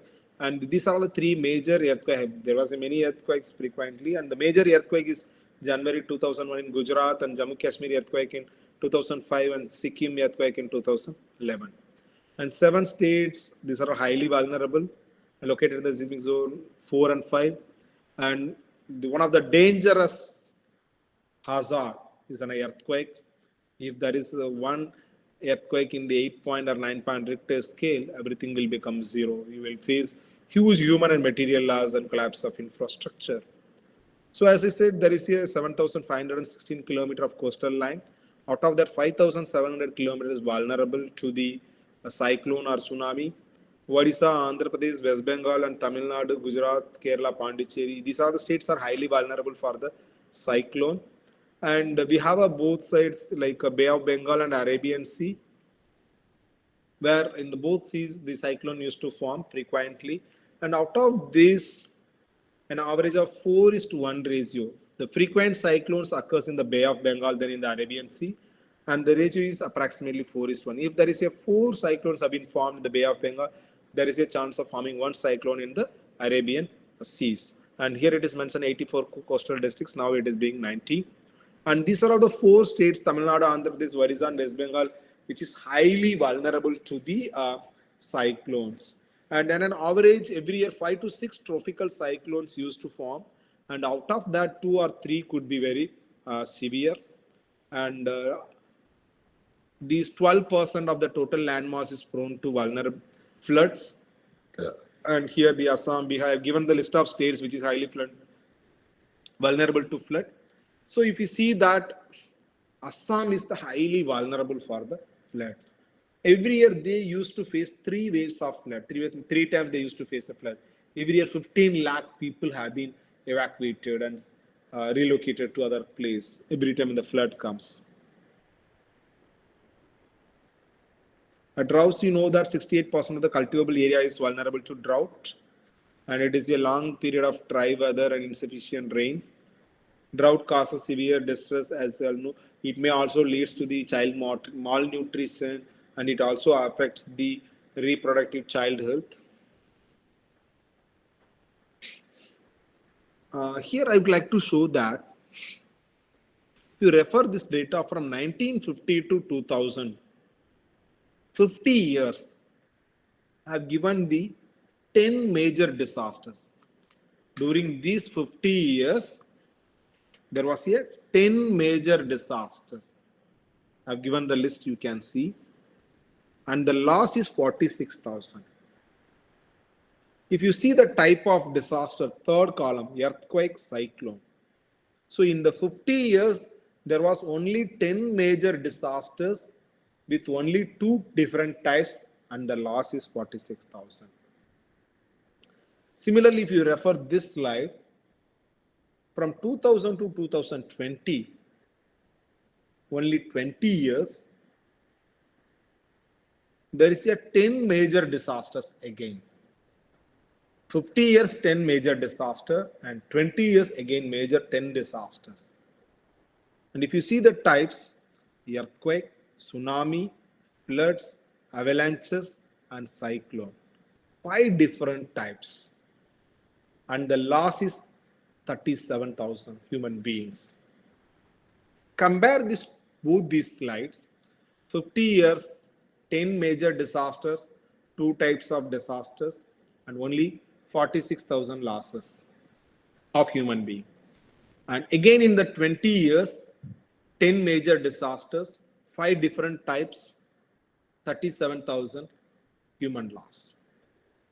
What it shows, what we need to understand from this, it shows that the frequency and the intensity of the disaster is being increased.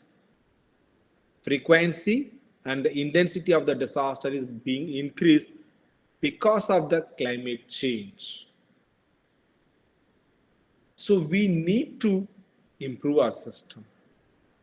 We need to build the capacity. We need to be more resilient. That's what we need to understand. So I'll just quickly go through the disaster management evolution in our country. Until 2001, the management of disaster was, the responsibility of managing disaster was with the Ministry of Agriculture. And later on in 1999, the High Powered Committee under the chairmanship of Sri J.C. Pant has been formed. And it was prior to Orissa super cyclone. And followed by in the February 2001, all party national committee under the chairmanship of Prime Minister has been formed. This is happened after Gujarat earthquake. In 2002, the responsibility of disaster management has been transferred from the Ministry of Agriculture to Ministry of Home Affairs. And in 2005, the National Disaster Management Authority has been established with an executive order.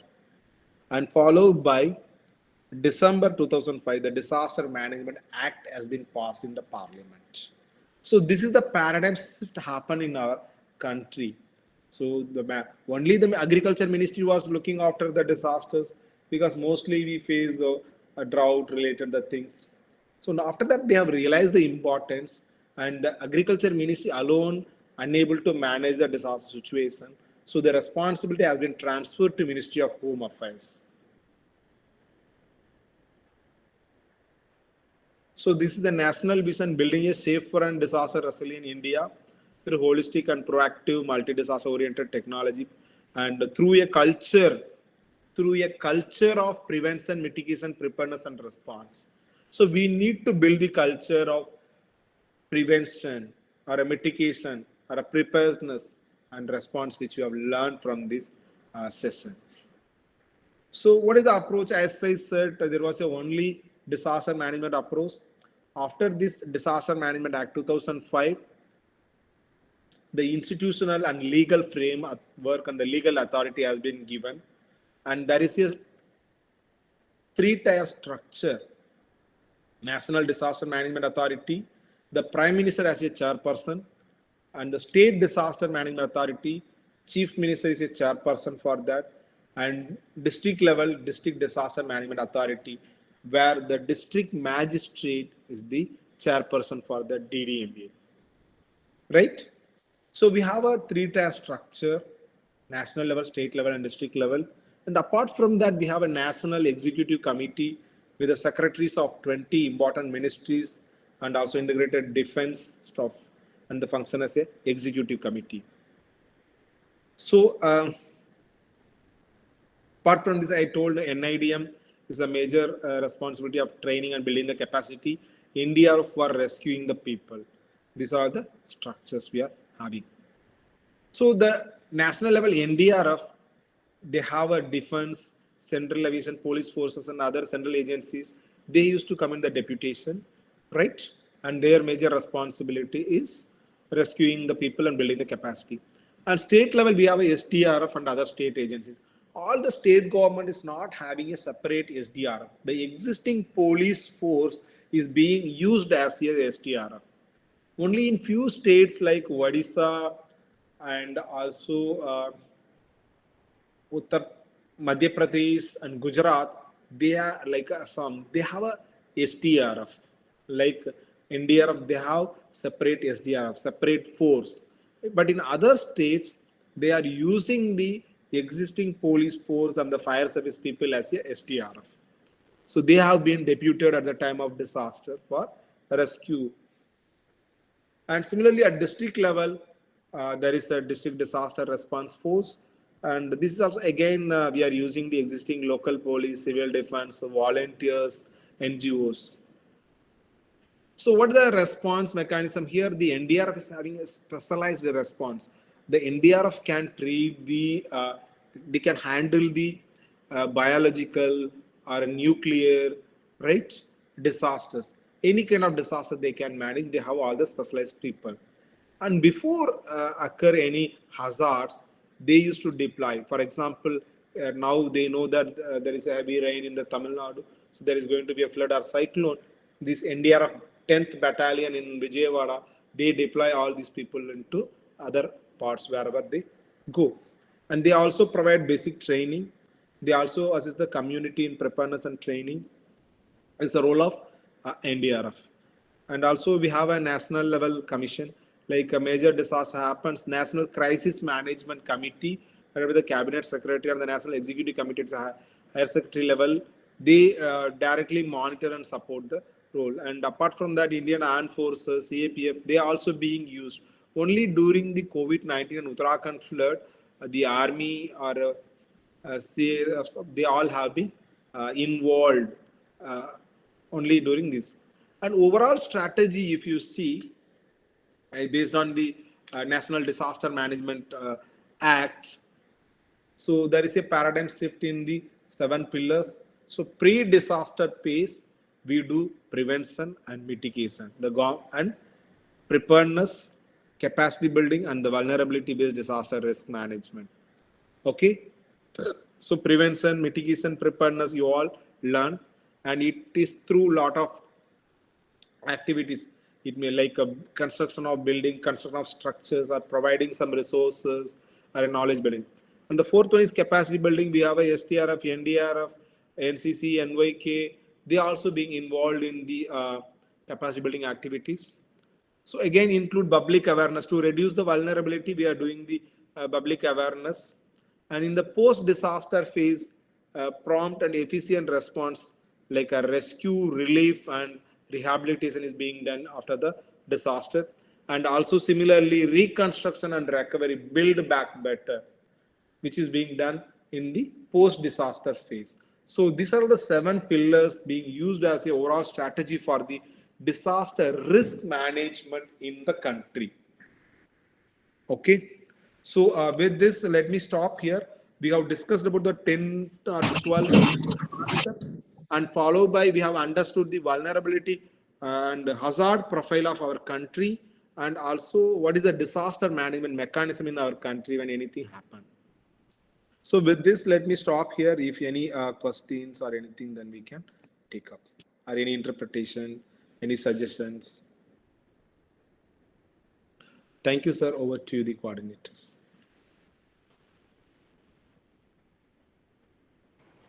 Sir, thank you, sir. Dr. Balu, sir. And participants are invited to ask questions.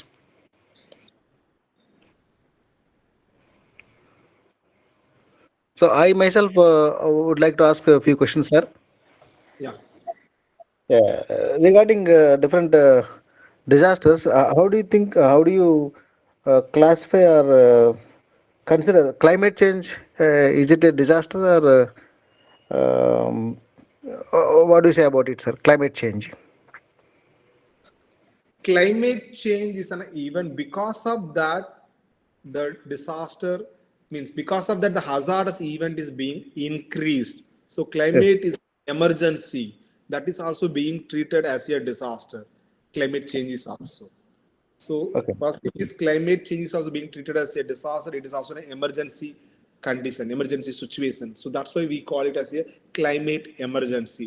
And because of the climate change, the hazardous event is being increased. I have shown the data 50 years and 20 years. Why it is being increased? Because of the changing of climate, right? Yes. Another question, sir. What about the terrorist attacks, sir? Terrorist attacks. See, as per Disaster Management Act,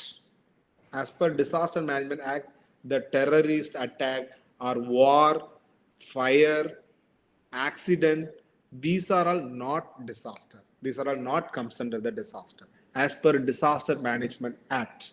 So we can call it as a just hazard because we have a already separate wing for the managing the terrorist attack or a fire safety. So when the Disaster Management Act was uh, passed in the Parliament, it is not being listed as a disaster as per the Disaster Management Act. Okay, sir. Currently, the AI is playing a major role in all sectors of human life and the development of science and technology, everything. So, can AI is useful in this disaster risk reduction, sir? Of course, definitely. Nowadays, without AI, nothing is going to happen. AI is going to be the future. In disaster management field, is also going to be very much useful. I'll give one example how AI can be used. Um, Okay. like for example, uh, now there is going to be a cyclone. By framing using the software, the AI will give you a automatic message to your mobile. Okay. Okay, it will warn you there is going to be a cyclone in your area. Please go and enter into the safest area, right? Yes. Yes, sir. And similarly, during the heat wave also, the AI will give a warning to you through your mobile. It will you can able to measure the temperature, and that will give you a warning to you. There is a the temperature is high. There is going to be a heat wave. So take a safe shelter or do not go outside morning 10 to 4 a.m. So similarly, the AI can be used, and of course, definitely AI will be most benefit for the disaster risk management. But of course, it requires a lot of data from the ground. Yes. Yes, sir. Thank you, sir. So, any questions? Any more questions from our audience? Please ask because the time for the second session is coming. Sir, I'm Professor Jagannath Rao from Chaitanya Bharati Institute of Technology. Okay, sir. May I ask, sir? Yeah, go ahead, sir. Sir, first of all, let me appreciate and congratulate Dr. Balu for his wonderful lecture. Yes. He has covered the terminology of disaster risk reduction management, all the terminology with simple examples and day-to-day examples, sir. Thank you so much. Thank you. And to add to this, the civil engineers, you have very clearly explained the difference between resistance and resilience. As civil engineers, we try to build the structures not not the earthquake resistant, rather earthquake resilient. Resistance is trying to face or fight against it, whereas resilience is accept it, absorb, and withstand for some time, and again come back, sir. And in the lighter way, you're mentioning about the marriage and such examples, sir. In that also, it is highly applicable, sir, in that context also. And now the majority of the marriages are failure. This is because of the second type of resistance. They are trying to resist, but not resilience. Whatever the husband says, immediately you get resistance from the husband, wife, or whatever wife says, a resistance from the husband. Instead, either try to accept it, whatever the other person is saying, and try to understand for some time, think for some time, and come back. Then it will definitely a successful story, sir. So this is what my observation, sir. And it's a wonderful lecture. Thank you, sir. Yeah, thank you. So resistant is in the family, it is okay during the interaction, but at the time of disasters, we have to be a resilient rather than resist, and you cannot be accept what you are having, what you are getting, what is the impact. So you have to be more resistant, resilient. Thank you. Yes, sir. Very Resilient, good. not resistant, I'm saying. Yeah. Jagannath Garu, thank you. Very nice question. So, any more questions, or shall we wind up this session with a vote of thanks? Sir, in the chat box, we have a question in the chat box. Yeah. So this is Muthuraman P. Coastal regions are frequently impacted by flooding during the monsoon season. What permanent measures can be implemented to mitigate these risks effectively? This is a question, sir. Sir, now in the changing climate, there is no prevention mechanism, right?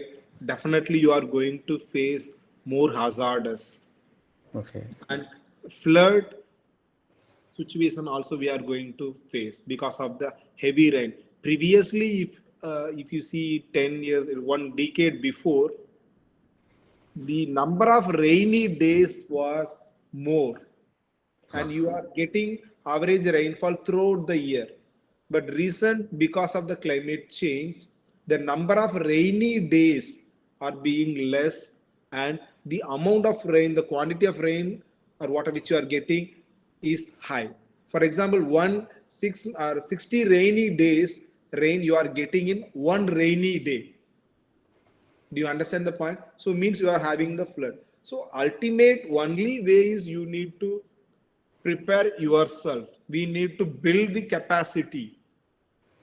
The state government is taking respective measures in with reference to the geographical area. If it is a coastal area, they are constructing a lot of canals. Or the most important thing which we need to do for the flood risk reduction is encroachment eviction. The encroachment is the major reason behind the flood because we all encroach the area of the water, or like you are constructing the house in the lake or constructing house in the pond area. So the where the water will go, it will come to your house only. And similarly, the second one is usage of the plastics, cabbage is completely stuck into the canals where you are not able to release the water.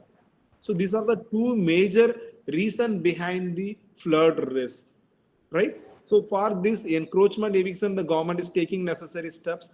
And the second one, plastic usage, we are doing the solid waste management, segregating the waste. And the third one is area specific or panchayat level specific. We are the government is taking necessary steps for construction of some check dams or canals or some pond for avoiding the flood risk. Yeah. Thank you, sir. Thank you. Okay. Now let us conclude the session. I would like to propose. Sir, thank you so much. Thank you so much, sir, Dr. Balu, sir, for delivering such an insightful and engaging session.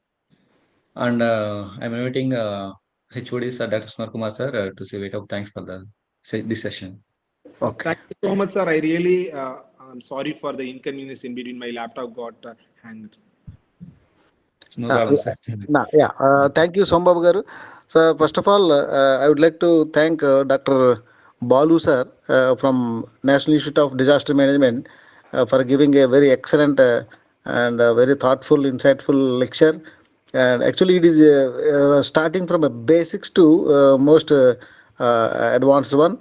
And he discussed about disaster risk management in a very lucid manner, where everyone can grab and dive, or we can enter into the main theme, because this is a long workshop. FDP runs for around 6 days, and every day two sessions, and even 1.5 hour sessions. So we thought we have given a very excellent beginning with the help of Professor Balu sir, Dr. Balu sir, and I hope we were successful in choosing him as a debating or the first lecture in this disaster risk reduction. He talked about prevention, mitigation, preparedness, response, rehabilitation, recovery, resilience, and everything he explained with a simple explanation as well as diagrams and all. And we are very much thankful to all of you. Thankful to you, Dr. Balu sir. And also, it is a very apt lecture and very much required as a beginning lecture for this FDP on disaster risk reduction through sustainable infrastructure, because we are going to have a very much more deep sessions in due course of time. And once we got equipped with this basic warm-up knowledge in the disaster risk reduction, definitely this entire FDP will be very much successful. And I would like to express my profound thanks to Professor Balu sir for accepting our invitation and presenting his valuable time in this FDP. Thank you so much, sir. Thank you very much, sir. Thank you, sir. Thank you. May I leave now? Yeah, thank you, sir. Thank you very much, sir. Now the second session will start. Sombabu sir will announce. Yes, sir. So thanks so much for the wonderful session. And now to introduce the resource person for our second session, I would like to invite Mr. Somsekhar sir, Assistant Professor from Civil Department, Arms Engineering College. Somsekhar sir, over to you. Kindly introduce our esteemed resource person. Thank you, sir. Am I audible? Yeah, audible. Go ahead, sir. Thank you, sir. So let me introduce our session two resource person, Dr. A. Murali Krishna, sir, who is working as a professor in Department of Civil Engineering and Environmental Engineering in Indian Institute of Technology, Tirupati. So let me introduce his profile. So Dr. A. Murali Krishna is a faculty member of Civil and Environmental Department at Indian Institute of Technology, Tirupati since May 2019. He is also serving as Dean Planning and Infrastructure of IIT Tirupati. Before joining in IIT Tirupati, he was a faculty member in Civil Department at IIT Guwahati for about 11 years. And he has obtained his doctoral degree from Indian Institute of Science, Bangalore, MTech degree from IIT Kanpur, and BTech degree from Sri Venkateswara University College of Engineering, Tirupati. His research interests include earthquake geotechnics, geosynthetics, and ground improvement, deep foundations, site characterization, and numerical and physical modeling of geotechnical structures. He supervised 8 doctoral students and 33 master students and co-authored nearly 220 publications of technical papers in international and national journals and conferences, seminars, proceedings, including book chapters also. He was a recipient of Young Scientist Research Award, Boys Cast Fellowship, and Heritage Fellowship. He was a visiting fellow at Bristol University, UK, and Surrey University in UK, and University di Torino in Italy. He is an executive member. He is an executive member of Indian Geotechnical Society, Indian Society of Earthquake Technology, International Society of Rock Mechanics, and Deep Foundations Institute in India. And he has organized several national and international workshops and short courses, in particular Indian Geotechnical Conference 2017 at IIT Guwahati and in 2022 in Tirupati. He is a consultant for several projects as well as the reviewer for several national and international journals. He was the chairman or vice chairman of GATE exam at IIT Guwahati during 2016 to 19. So, after introducing, I request our session 2 speaker to take over the session and start the session. Thank you, sir.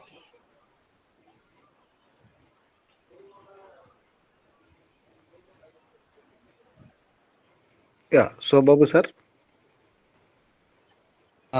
Sir,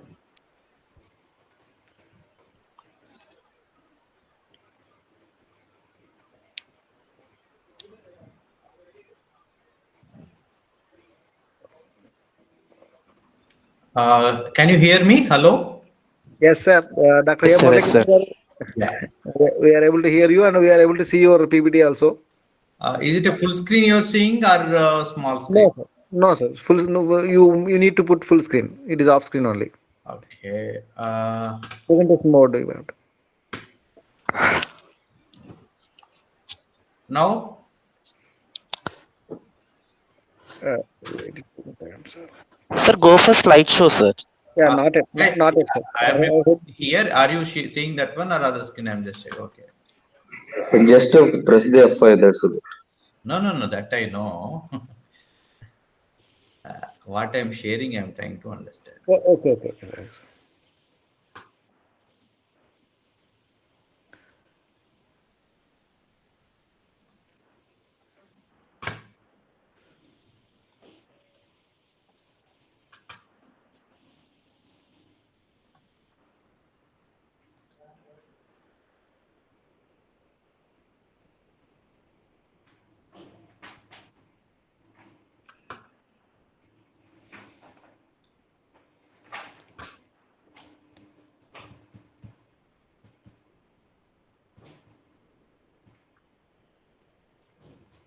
I hope now you are able to see my full screen now. Yes, sir. Yes, sir. Okay, okay. So, good evening, you all. Of course, I should say good night, but I will say that at the end. So, good evening, you all. Yes, sir. Good to Good see evening, sir. participants attending there. Thank you for Ramachandra College for inviting me to take part in this particular FDP, Faculty Development Program, particularly targeted on disaster risk reduction through sustainable infrastructure. Yes, sir. That's a very good apt topic, and I appreciate all the efforts in bringing various speakers. I can see the list of speakers and their topics, putting them together and arranging the talks. Yes, sir. And we had a very excellent talk in the first session Yes, sir. by Dr. Balu, who had introduced what the mission as a country, or National Institute of Disaster Management, how it is being handled, and various aspects of disaster, and what are the risk, hazard, and its a mitigation, and various strategies, mitigation strategies. What is that? I mean, the simple examples is very briefly explained. Now I'll be going to little bit technical, but overall giving you the overview. So the topic I have taken, of course, the organizers have already put the title as a geotechnical aspects. Of course, I had included geotechnical aspects of disaster risk mitigation and sustainable development. This is the topic. What's the thing? So this is a topic what I have arranged. Briefly talking about national development and what's where we are now, and what are the goals of sustainability, about sustainability goals. And as a disasters, I picked both the things, both earthquake and landslide briefly, and I'll briefly touch upon these two things and then focus more on liquefaction mitigation aspects, liquefaction evacuation mitigation aspects, particularly various grounding engineering aspects will be looked into. In that one, special focus on granular inclusions. I'll try to give a brief overview, and concluding remarks I'll give as well. Uh, so coming to the national level, I hope my audio is clear, right? Yes, sir. Yes, sir. Yes, sir. Fine. So coming to the national development, where we were earlier and how we are progressing. So this is the you can see the population size in given with the difference to the different circles. In the 1951, how our country as a nation. So we have only hand-picked locations where the population is in the range of 5 lakhs, 1 to 5 lakhs. And in the 2011, you can see the significant growth of the population. And there are several of the major cities which are crossed greater than 5 lakhs. And as a whole country, you can see how it has been improved various population. And this is a forecast, what has been projected in that reference by 2031, at how many locations the major populations would be growing, and how the urban strength would grow, and urban population growth in future, how it would be progressing. All the things can be visualized from this particular one. So, as along with this population growth, how the urban economy would be increasing from 2011 to 2031 is a very good forecast. And of course, we are at 2024 at this level, and you can see the significant growth in the infrastructure and the population has been projected. So, by this particular one, this is how the country as a country, how we are going through. So when we are growing in terms of the population and the country needs in terms of the infrastructure projects, various infrastructure projects are being executed. There are several of the projects we are already seeing the thing. And the current government, central government, is very vigorously taking up various infrastructure projects. We all witnessed the recent projects, whether Atal tunnel or Chana Bridge, the Jammu Kashmir, and in the Mumbai Atal Setu, etc., several of the projects, and across the country, different transportation infrastructure projects and smart cities development, industrial corridors, and there are certain water management, power generation projects in terms of the dams, reservoirs, and underground powerhouses, storage facilities. And there are several locations we are going for the underground space utilization in terms of the metros and parking and basement of the structures, etc., etc. And we also seeing the urban development in hilly region. Of course, as the population is growing, our hilly areas also significantly being developed, where several challenges are there. So to meet the requirement of this population, there are certain power and telecom transmission are very vital for the infrastructure. So which are essentially required transmission towers, petroleum exploration, nuclear depositories, and of course renewable energy and solar windmills, etc., etc. These are various projects and all we are having the thing. So along this, of course, the country also put a lot of focus on defense and strategic structures also. So these are various things which would be having the thing. So in all these infrastructure projects, the role of civil engineers is very important in terms of various stages for any project to be executed. We can just look into the various stages. First is characterization of the particular ground or particular site, its properties, and so on, and designing a particular structure, appropriate design and analysis of the particular structure, and finalizing the design for construction, and during the construction phase and executing the project in the difficult terrain and challenging conditions. And of course, the role of civil engineers will not stop at the in construction, but also we have to ensure as a civil engineers for the best performance of the structure through some monitoring of the things and so on. This is where the role of civil engineers is very important, starting from various aspects. So these are the infrastructure development currently the nation is looking at things. Now, look into the Sustainable Development Goals (SDG), which is very nominally referred. So UNDP has given the Sustainable Development Goals, which are being implemented across the globe. Any country you take, they are targeting about the sustainability aspects, various things. They have formulated the 17 goals. I'm not going to all the particular goals as an engineers. So our focus should be on the goals 9, 11, and 12. You can just see here. What is the ninth goal? It is industry, innovation, and infrastructure. So where the major infrastructure role and where the civil engineers take significant part in terms of the development, the industry and innovation, infrastructure, and the sustainable cities and the communities in terms of developing various cities. And item number 12, goal number 12 is responsible consumption and production.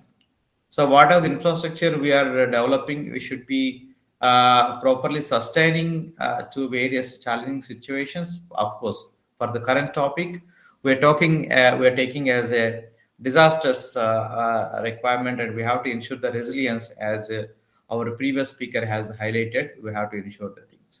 And of course, we have to use the materials, responsible consumption of the natural materials, and preserve further things.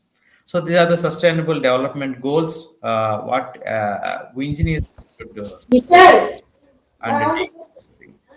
Now, having talked about sustainable SDG development goals, let us look into what is the definition, what is the sustainability.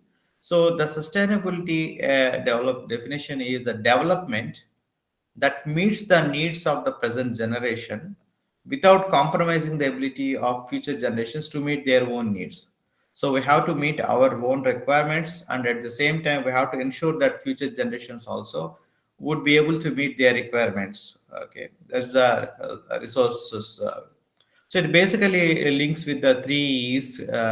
Three E's, where we are maintaining the environment. So we have to keep the equity, that means equity opportunities for the present generation and future generation, and also economics. We have to make sure the projects what we are designing are meeting the economic requirements. Okay, In a simple way, we can say that one. So we have to ensure the saving the natural resources in developing a project and minimizing the cost of the thing and ensuring the timely management and also improved structure performance. If you are improving the structure performance, obviously the additional resources in terms of the time, money, and other things also would be able to save and reduce the maintenance cost. All these things are related to sustainability. If you are able to achieve all the things and will be able to meet the sustainability aspects. So one need to look into the sustainability goals as well. No, as a geotechnical aspect, I would like to bring what's the definition of the geotechnical engineering? What is that? Everything we need to look into the thing. So it is a subdiscipline of civil engineering that deals with the natural materials. I am trying to make you we all to remember once again. So we are dealing with the natural materials which are found close to the surface of the earth. So that is nothing but the soil, and we also deal with the rock and underground water. Is not necessarily be the water, but some liquid within the soil. Sometimes it may be pollutant, sometimes it may be some other chemicals, etc. And their relation to the design, construction, and operation of the engineering projects. The particular projects we are targeting, any infrastructure project. So please note, we need to look into the design, construction, and operation of the engineering project throughout its service life. So it will involve the soil mechanics principles and rock mechanics principles in design of various structures. So what have been listed here. So that's about the geotechnical engineering, what we talk about. So in the context of disasters, so and hazards, we'll focus on the what are the geo hazards which need to be looked as part of the geotechnical aspects while dealing with the disaster management, disaster mitigation approaches. So the natural processes that may constitute the damaging events, they are all the geohazards. There are certain geodynamic processes are happening. So in the earth surface, beneath the earth surface, and various climatic issues and various varying characteristics in terms of the magnitude, frequency, etc. For example, the rainfall thing, the cyclones, what are happening, the magnitude, the intensity, and the wind, what is being flowed, and the earthquakes beneath the earth, whatever various activities are happening, etc., etc. That's what you can see this table it's mentioning. So, what are the geological and meteorological processes which may cause risks through some disasters and disaster hazards? So they are very close to the ground level. What are various things? One is the landslides and rock falls, and collapse and subsidence, erosions and expansive and collapsible soils, etc. They are very happening very close to the thing. And below the earth level, ground level, there will be some earthquake and associated tsunamis, volcanic activity, etc. These are the major activity which would be happening below the ground level. So which is again hazards. And there are meteorological processes are there. Again, they are considered as geological hazards, but as part of the geotechnical aspects, we may not be much considering, but the hurricanes, tornadoes, the torrential rainfall and heavy precipitations, etc. So these are also again major aspects of the hazard. So which will be posing a lot of risk to the humankind and which will disturb the lot of infrastructure which need to be focused. As a geotechnical aspect, mainly we'd be looking into the landslides and earthquakes. So which are the main important terms in terms of handling the disaster management. So if you see among various distribution of the thing, and earthquakes are the predominantly majorly covering about 50.9%, which is based on a very old study. And of course, there is some percent of landslide and so on is happening. So across the regional share, Asia and Pacific regions are getting more affected by these earthquakes. That also has been highlighted. So which is very well relevant, which need to be. Having given the background about the infrastructure development and sustainability goals and role of civil engineers and geo disasters, the landslides and avalanches are the one primary disaster what we can look into as part of the geo hazards. The same thing has been highlighted the previous speaker, Dr. Balu. So he clearly highlighted.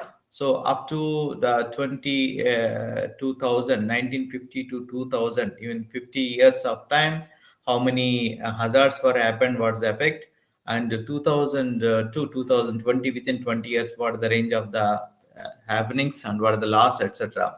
So where the landslides and avalanches also majorly involved. So landslide is nothing but the movement of rock or mud like other material.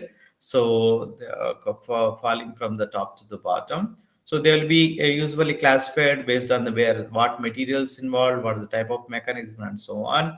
So that is being we can look into the thing. So we can broadly define the natural slope movements are the landslides. So any of the material can be defined. This is some typical representative picture. So what we can look into this particular thing. So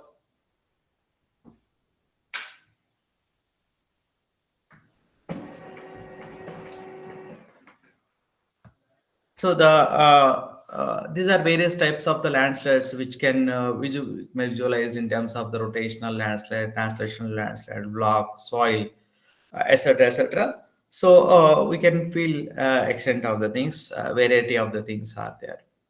So this is one recent example where Kerala had faced this huge disaster. Okay, complete. This before the landslide and after landslide, so much of area being washed. The buildings, they're all washed away. This is how the particular thing has been studied.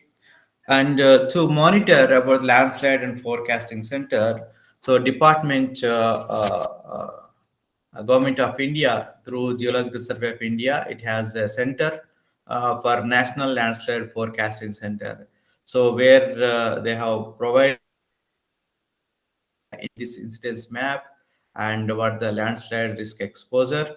So where they highlighted several parts of the India, okay, which are being significantly having the landslide risk exposure things. So these are the some typical guidelines where we need to pay more attention to look into the landslide thing. So how the landslides would occur, what are the triggering factors and so on can be looked into this slide. So a stable slope initially, which is very stable. So due to various activities, various casual factors, it may be coming to a marginally stable factor. And then there will be some triggering force. Some triggering force will be occurring. So which may lead to the failure. The triggering factors could be either earthquake or the rainfall event or any some disturbance which is being created. So that will be finally that will triggering factor will initiate the landslide. This is what the thing.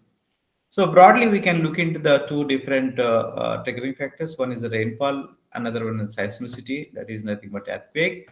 So in the rainfall, when you look into the different forms, we can see one is the rainfall having the sudden high intense rainfall at some time lead to the lot of damages, disturbances. And there may be another situation where the prolonged heavy rainfall, reasonably rainfall, but heavy rainfall. So, but is a prolonged thing. So, there are the two regions one can look into the thing, which may lead to some failures, disturbance, and so on. And coming to the seismicity, there is a stress induced due to the seismic shaking and the generation of pore water pressures and liquefaction, etc. Damages would be occurred in various seismic units. These two things should be looking at. So as part of the geotechnical aspects of the landslides, if we want to deal with the rainfall induced landslides, we need to understand the unsaturated soil mechanics.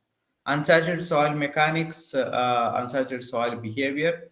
So where soil particles initially, is voids are completely filled with water. So when you are having the unsaturated behavior, that means some part of the voids are filled with water, some parts with the air. So this is how the unsaturated behavior. Generally, in the unsaturated state, the soil will have the higher shear strength, but due to rainfall, when you have the water completely occupied, it become unsaturated to saturated level. So the soil shear strength would be reducing. So these aspects need to be looked into while analyzing the rainfall induced landslides. So which essentially will be looking at the variation in the permeability and variation in the shear strength are to be looked into to look into things. The landslide analysis can be looked into in terms of the two scales. One is the local scale approach and regional scale approach. In the local scale approach, we'll be looking either two-dimensional slope or three-dimensional slope, and we'll be looking some quantitative analysis in terms of the stability analysis we'll be doing. We'll be understanding the its stability of the particular slope.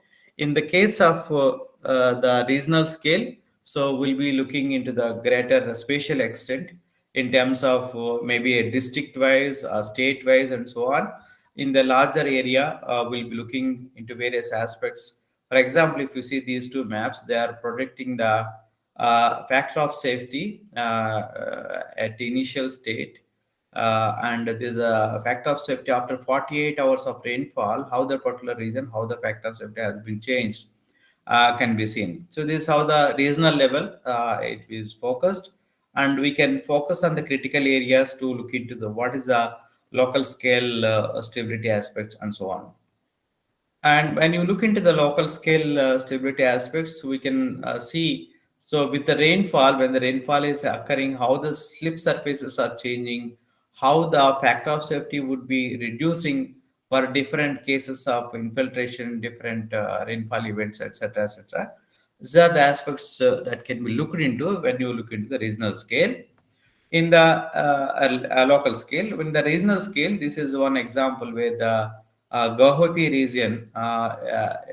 So this particular top map is indicating what is the rainfall required to steady state recharge. So that will initiate the instability. So these are the at different rainfall levels, at what rainfall they will be reaching instability values. This figure indicates about the stability index of region under a particular given rainfall condition, how the stability aspects are there. Like this reasonable level, we can see the things. So this is the factor of safety map using developed using the triggers physical based model. So where in this model, the rainfall, when it is rainfall is falling in a particular region, how much of the water is percolating into the ground, how much is the surface runoff, and how this unsaturated behavior of that region is affecting the factor of safety of the slopes, etc. These are the issues could be looked into and different things. So like this, we can deal with the landslide related hazards.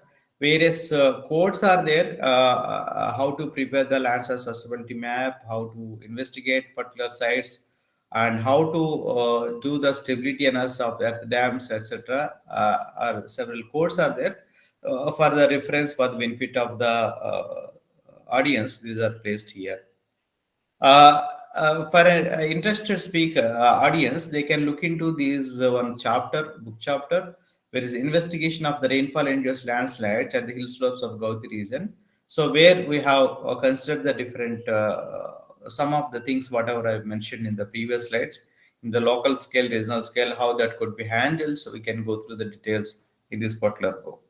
So that's the a brief touch on the landslide, how it can be landslide disaster, and how what is geotechnical aspects need to be looked into for looking into.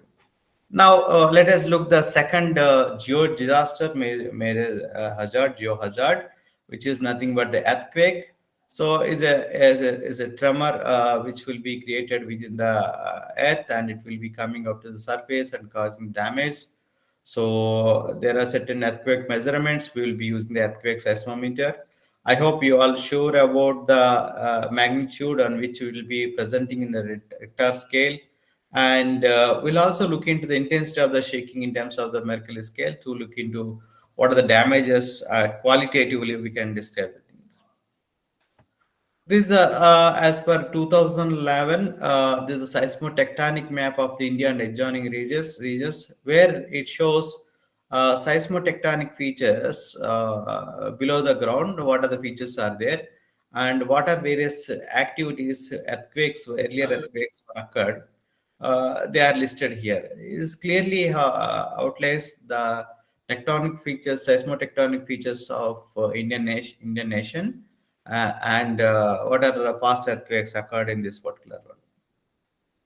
So IS 1893 is a code which is generally we follow, many of the civil engineers follow to look into the various aspects of earthquake resistant design of the structures. It has 5 parts. Of course, part 1 will be giving a general provisions of the buildings, and part 2 on the liquid retaining tanks, the water tanks, either elevated or ground supported tanks. So part 3 would be talking about the bridges and retaining walls, and part 4 on the industrial structures, including stackler structures, and part 5 on dams and embankments. So these are various codes which they are talking. As per the IS code 1893, the whole country has been divided into different seismic zones. Of course, with reference to the seismotectonic map of India, whatever shown in the earlier slide, based on the seismotectonic features and based on the previous earthquakes, the India has been divided into various zones. And if you see this particular one in 1962, how the seismic zonation map, 1966, how it was, and then 1970, how it has been modified. So they have changed the number of zones and the distribution, etc. And this is a 1984 seismic zonation map, which was in practice for a significantly longer duration, up to 2000. And in 2002, after the Bhuj earthquake, Gujarat earthquake, as it was mentioned in the by the earlier speaker also, where the Disaster Act also changed and created, and where the Indian seismic zones have been changed to 4 now zones, starting from the zone 2 to zone 5. So this is the seismic zonation map which is being looked into, and this is the latest IS 1893 in 2016. Again, it has been reaffirmed recently as 20 also. This is the seismic zonation map. What we can see here, different zones have different seismic zone factors, so which are indicating the what is the seismicity of the particular region, and what precautions are to be taken. Obviously, any infrastructure development in the higher seismic zones need to be appropriately taken care in terms of the seismic design, seismic resistant design, and ensure the structure would be performing efficiently, having appropriate resilience things. The National Center for Seismology, NCS, so which is a part of the Ministry of Earth Sciences of Government of India, is a nodal agency, so which is monitoring the earthquakes across the country. So several NCS maintains national seismological network of more than 150 stations. I think it's again they are increased. They are the distribution of the seismic stations across the country. If anyone interested, we can download and install the Bookamp app. So with the Bookamp app, you will be able to get the alerts, what earthquake occurring at what intensity, everything, all the information about the current activities and part earthquake events also. So we'll be able to look into the handle. As part of this seismological network and IIT Tirupati in our institute, we are also housing one seismic station in support to the National Center for Seismology. So being a government mission, we also taking part. So this is our seismic station. So this is continuously recording the ground motions. If any earthquake event occurs, so this will be directly going to the Delhi through Wi-Fi station. This is the networking. This is connecting to the satellite. Through satellite, the data would be immediately going to the Delhi servers. So from there, they will be analyzing. They will be looking into the thing, and they will be producing the things into the Bookamp app and other portal. So if someone interested to look into various strong motion records of any particular earthquakes, they can be referred to these sources. So to understand how the ground motions, EU forms, what's the mission data, metadata, etc., there's something like how to look into the ground motion. Fine. So when the earthquake occurs, what is happening? What are the issues? What are the problems that can be looked into here? So there are several disturbances would be occurring in terms of due to the less strength and stiffness properties. Thus, any material which is having a property in terms of the strength or its stiffness value in a stationary mode, in the static mode, and in the moving pattern, when your dynamic force is there, how much strength we can have, okay, that particular differences we can see the things. So there will be less strength and less stiffness under the seismic events that will be leading to the disturbances. So seismic hazards can be looked into various aspects. One is the ground shaking. The ground would be shaking, and due to that one, the particular structure, it will be getting affected. So because of that one, there will be some structural hazards, structural failures would be occurring. So they can be lateral spreading, huge grounds would be lateral spreading also. And particularly when during the shaking, what will happen? The ground will lose its strength, and pore water pressures will be generated, which will be leading to the liquefaction. So is a phenomenon which will be. These are some of the examples, pictorial examples in a particular earthquake. How the liquefaction or huge landslides and lateral spreads are led to the damage to various structures can be seen from some of the pictures here. So 1988 Burma-India border earthquake. You can see the railway track completely it's lying in the air. All the soil got disturbed. Some building damages during the same earthquake. So in 1999 Turkey earthquake, you can see the structure as it is looked intact, okay, but the foundation failure and ground failure made this structure to get failed. So in 2001 Bhuj earthquake, you can see some examples of the failures. You can see here in a level ground, water has came out of the ground, along with some soil has also came out, and the liquefaction signatures. The tilting of this port building and railway track and road infrastructure, etc., failures and so on.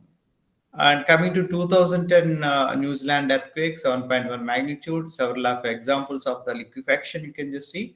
This typical signature of the liquefaction where the water is coming out of the ground and soil would be coming out. It will be losing a lot of strength and a lot of structural failures and so on would be happening. There are some signatures of the liquefaction associated damages. We can be visualized from these pictures again. Like I said, this is a schematic which nicely explained about the effects of the earthquakes.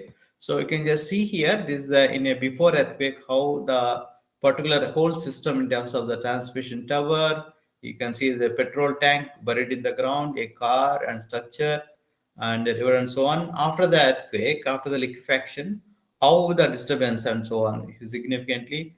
The underground tank has been lifted up and the building has been tilted, and etc. A lot of damages are reported. Some of the corresponding figures you can just see during the earthquake, how the damages. This is one interesting thing. So Japan 2011 earthquake, Tohoku earthquake. So where significant liquefaction damages have been witnessed. You can see the people just in front of the house. They are unable to stand because of this liquefaction. So before this earthquake, the people they are using the space and everything normal. But after the earthquake, so because of the liquefaction, it became like a slushy type of the soil. People are unable to stand. Okay, you can see their legs are inside. So some examples what we can see as liquefaction, as shown in the schematic, underground tanks and all they will be lifted up and will be coming down. There's a Sendai earthquake in 2011 where the liquefaction, a green field has been suffered with the liquefaction damage. You can just see the how it get disturbed and so on. This is how the liquefaction signatures we can just see in the 2015 Nepal earthquake. There are significant evidences of liquefaction which has been occurred. So there's some more examples of liquefaction in China and other countries. So there was a belief that once this ground is liquefied, there may not be chances of reliquefaction, but there are certain instances were there where a ground once liquefied again, there's a possibility of reliquefaction also under some certain conditions, under certain seismic conditions. There is one example where the reliquefaction. So due to this earthquake and seismic effect, there's a damage to the structures, retaining wall failure in the port, and damage to the foundation systems. For example, if you see a piled structure, a multi-storied building resting on piles. So when it is liquefied, a particular layer is got liquefied. That means it will lose the lateral resistance. So there is some buckling and bending of the piles would occur. So there is a damage to the structure. There may be the movement of the structure also that will also induce the damage of the failure. So there are some evidences, and also as part of the ground improvement, if a structure, if the ground is not meeting the requirements of the load and other things, there are certain instances they have improved the ground, and the experiences, past earthquake experiences, clearly indicated if the ground has been significantly improved, the effect of the earthquake and associated liquefaction damage are very less. So ground improvement sites would really works. For example, if you see the 2011 Japan earthquake, there is a one construction site. In this site, some part of the site has been improved, ground improvement was done, and other part was not improved because the whole project is under execution. The improved part did not get affected much with the liquefaction, whereas the unimproved part got affected by the earthquake and liquefaction. So these are various effects of the seismic hazard, seismic effects. So to comprehensively look into the seismic analysis of any structure, so we have to follow certain flow to deal with the things. So initially, any seismic analysis of geotechnical structure, we need to see the seismic hazard assessment. That means the seismicity of the area. So what is the pre-ground acceleration expected, the thing, and we have to have the complete idea of the local soil conditions, how the local soil conditions, and in terms of the soil testing and advanced dynamic characterization is important, and we need to have the what are the type of structure we're constructing and so on. And as part of the thing, to completely study particular structure, we need to go for the advanced soil testing. That means dynamic characterization of the soils, what we call. Their special properties need to be determined. And using the seismic data and dynamic properties, one need to perform the ground response study. That means when earthquake is occurring at the ground bedrock level, then how the ground motion is coming onto the structure, how the ground motion is modifying, considering the various aspects of the strength and stiffness of the soil deposit under a different condition, and different input ground motion parameters that need to be looked into a thing. Considering these aspects, we will be evaluating the performance-based assessment. That means how the structure performance would occur, result, whether it is satisfactory or not satisfactory. If the system performance under a given earthquake condition is not satisfactory, then what strategy to be implemented, whether redesign the structure or improve the ground, what to be done, etc. The decisions need to be taken, and again we have to modify the various aspects, and again redo the assessment, and if the performance is satisfactory level, then we can consider the structure is qualified and we can go for construction. Otherwise, we have to either improve the structure or improve the ground, and we have to revise the whole. This is how the flow of the seismic analysis. So in this part where the dynamic characterization of the soils are mentioned, the dynamic properties of the soil, of course, in the normal properties and strength and stiffness properties will be looking. But in the case of dynamic properties of the soil, we have to evaluate the stiffness value. That means shear modulus versus shear strength properties in terms of whether invasive and non-invasive methods or the other way we will be able to, should be getting the things. So with this background of seismic efforts, I'll just pay a little more focus on the liquefaction thing. What is liquefaction? So as you see, we can define the liquefaction as the reduction of the strength and stiffness of a soil deposit due to the generation of the pore water pressure because of the untrained loading condition. As you see, ground is shaking. There's a water will be additional pore waters will be generated. If the additional pore waters are unable to drain off quickly, then there will be loss of the strength. This is what the liquefaction is generally defined. So basically, the attention started from 1964 onwards, and there are two types of the things, whether flow liquefaction, cyclic mobility will be there. So there are standard definitions. What will be what is liquefaction is complete loss of shear strength, and the cyclic mobility in some particular cases, the soil is not completely losing its shear strength, but is a significant strains, cyclic strains are occurred, and a lot of damage and deformations would be occurring. There's a cyclic mobility. So different indications can be seen in terms of the sand boils, lateral spreads and flow failures and loss of bearing strength, etc. So these are various signatures what we can just see. So how to predict the liquefaction, which soils will be liquefied and so on. There are certain over the years, last 3, 4, 5 decades of the research, we can just 5, 6 decades, research, they clearly outlined what type of the conditions would lead to the liquefaction. You can just see here when the groundwater level is less than 10 meters and saturated soil air at depth of less than 20 meters, it may liquefy, and fines content or what are the particle size issues also can be looked into the thing. And then there's a non-plastic seals. There are certain conditions which can be looked into whether soil will be liquefied or not. And in general, the feeling was coincidence soils only liquefy, but the experience from the China and other places, they also had the experience that cohesive soils also would be liquefied and so on. So based on that experience, the Chinese criteria, they also mentioned the cohesive soils meeting these conditions. Okay, if the fines are less than 15% and the liquid limit less than 35%, even if it's cohesive soil, if they are meeting these conditions, there is a possibility of liquefaction and so on. So in some locations, gravels also getting liquefied.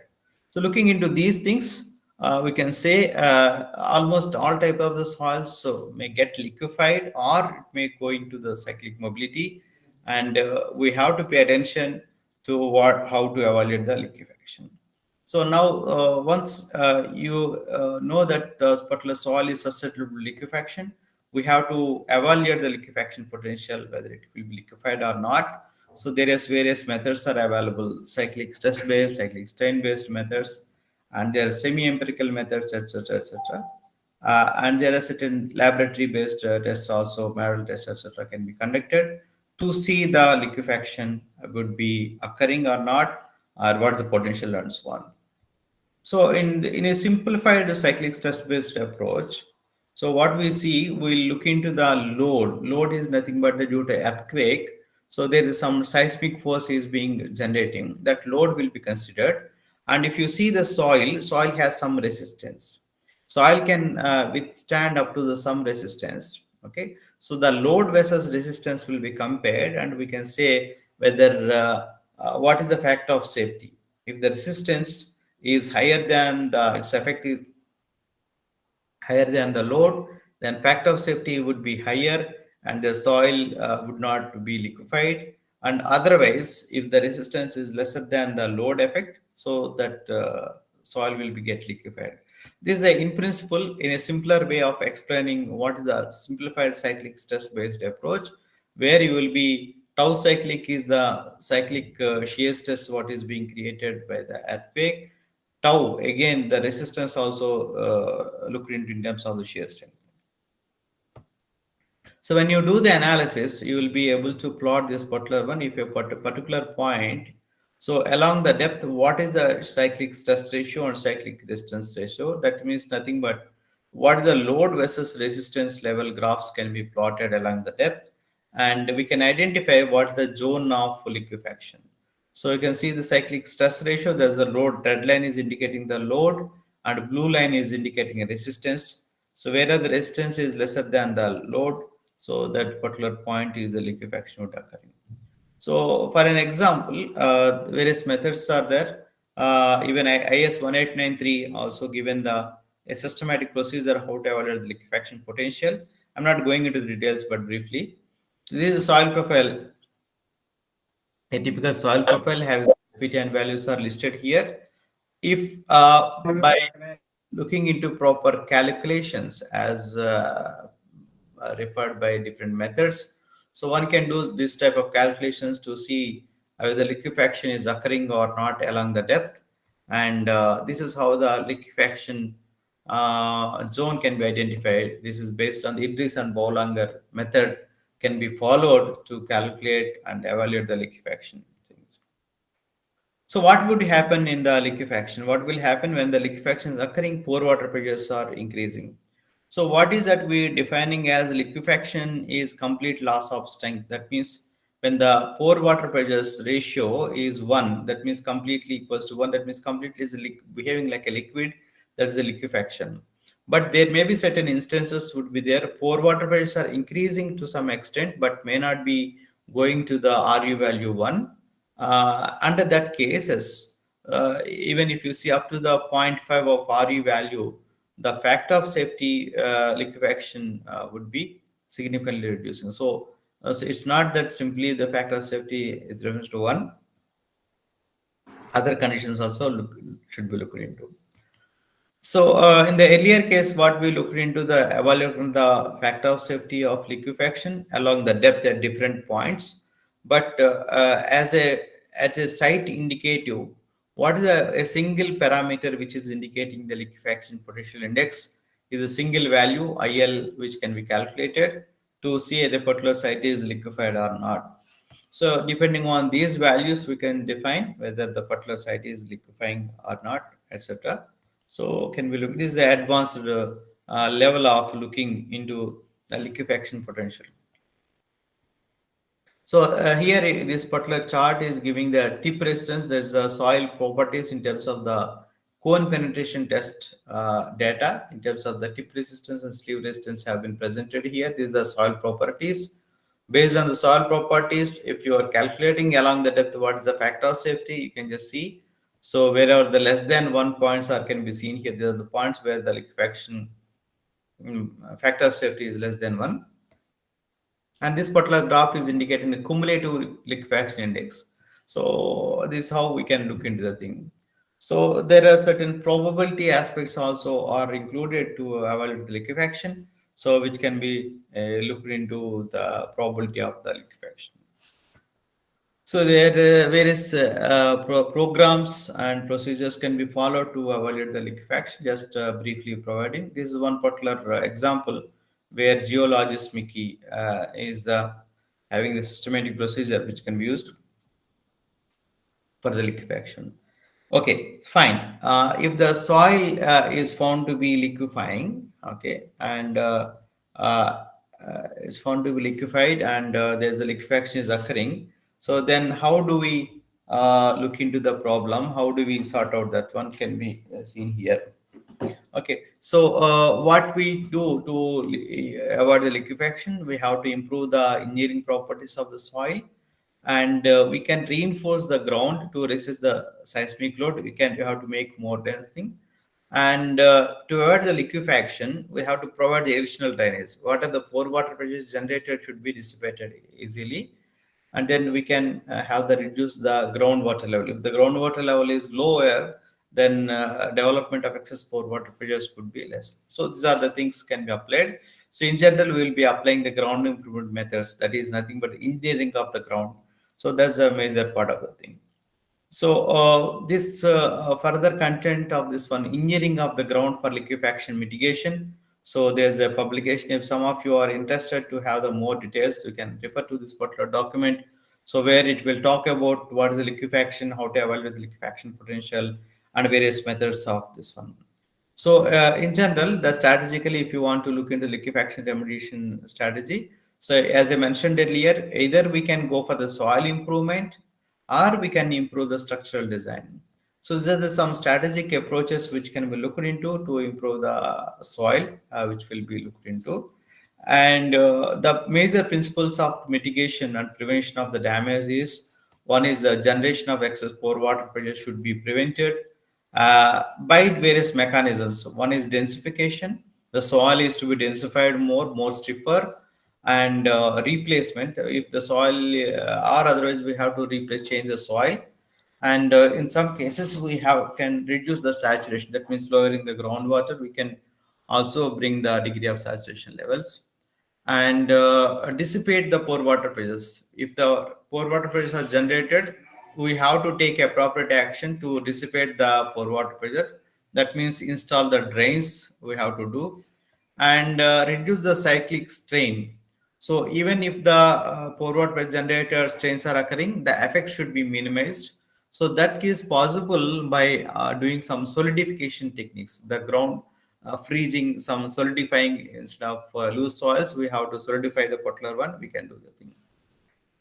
And to minimize the effect of this one, we have to constrain the particular medium. That means reinforcement. If you imply the higher strength elements into the thing, we can apply as a reinforced mechanism. We have to, these are basically we can prevent some of the things.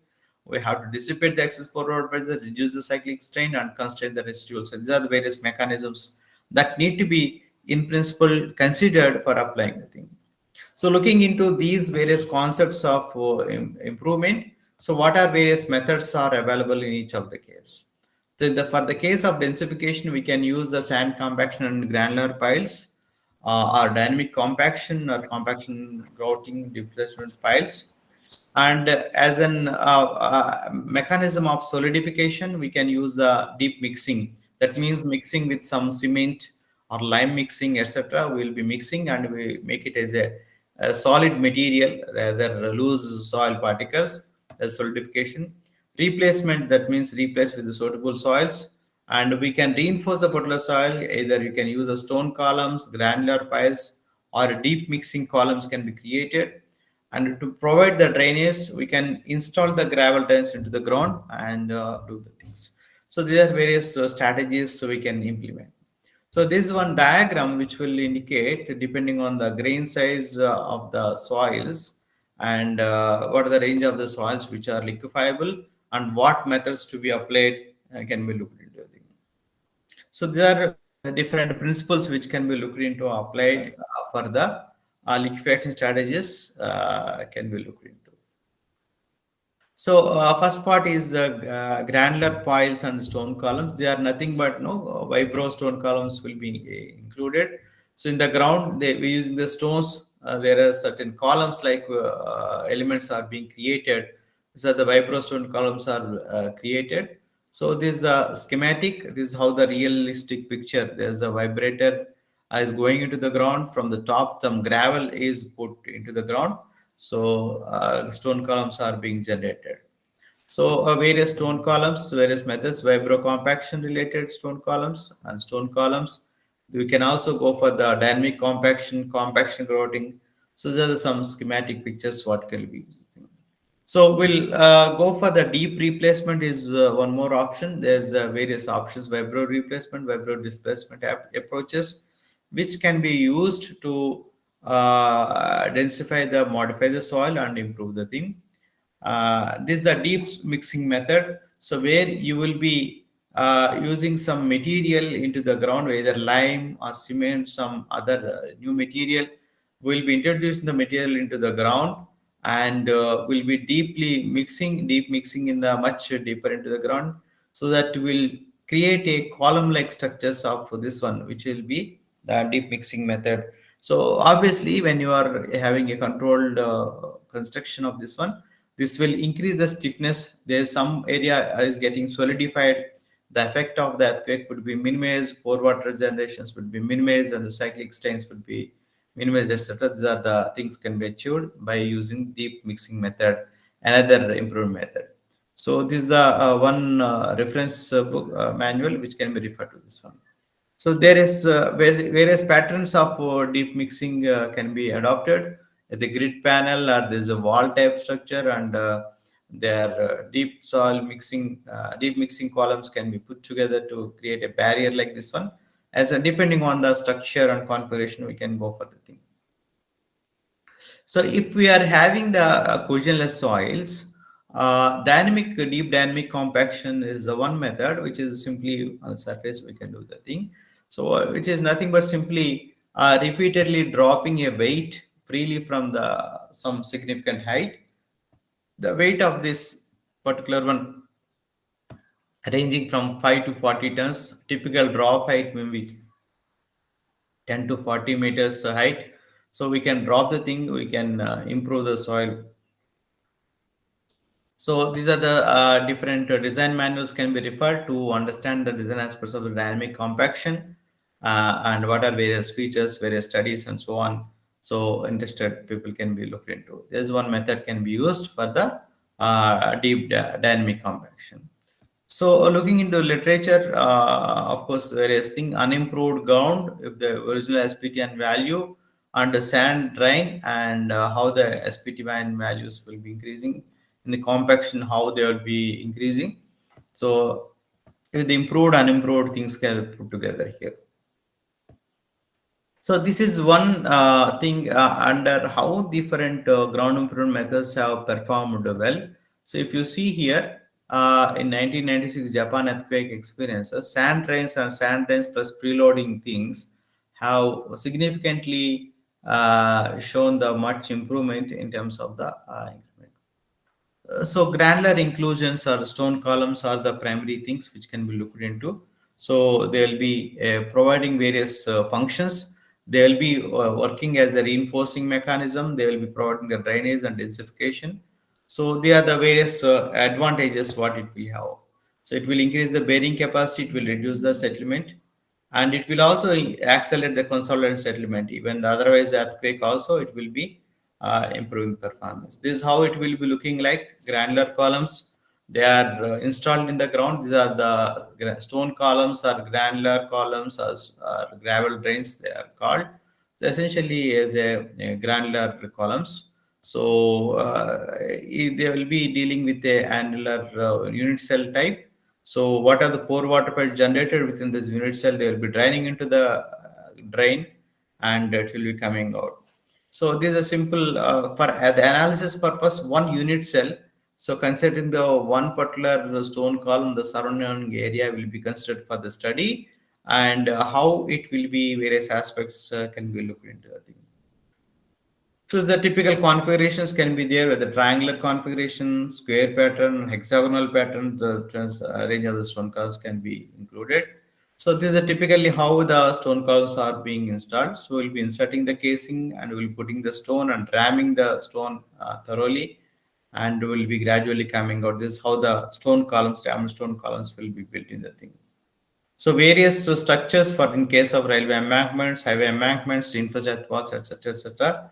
Different cases, these stone columns are being used to improve the performance of the infrastructure in terms of the static development and so on. So various design manuals are available. Some of the design manuals are put here as the design aspects of for the stone columns.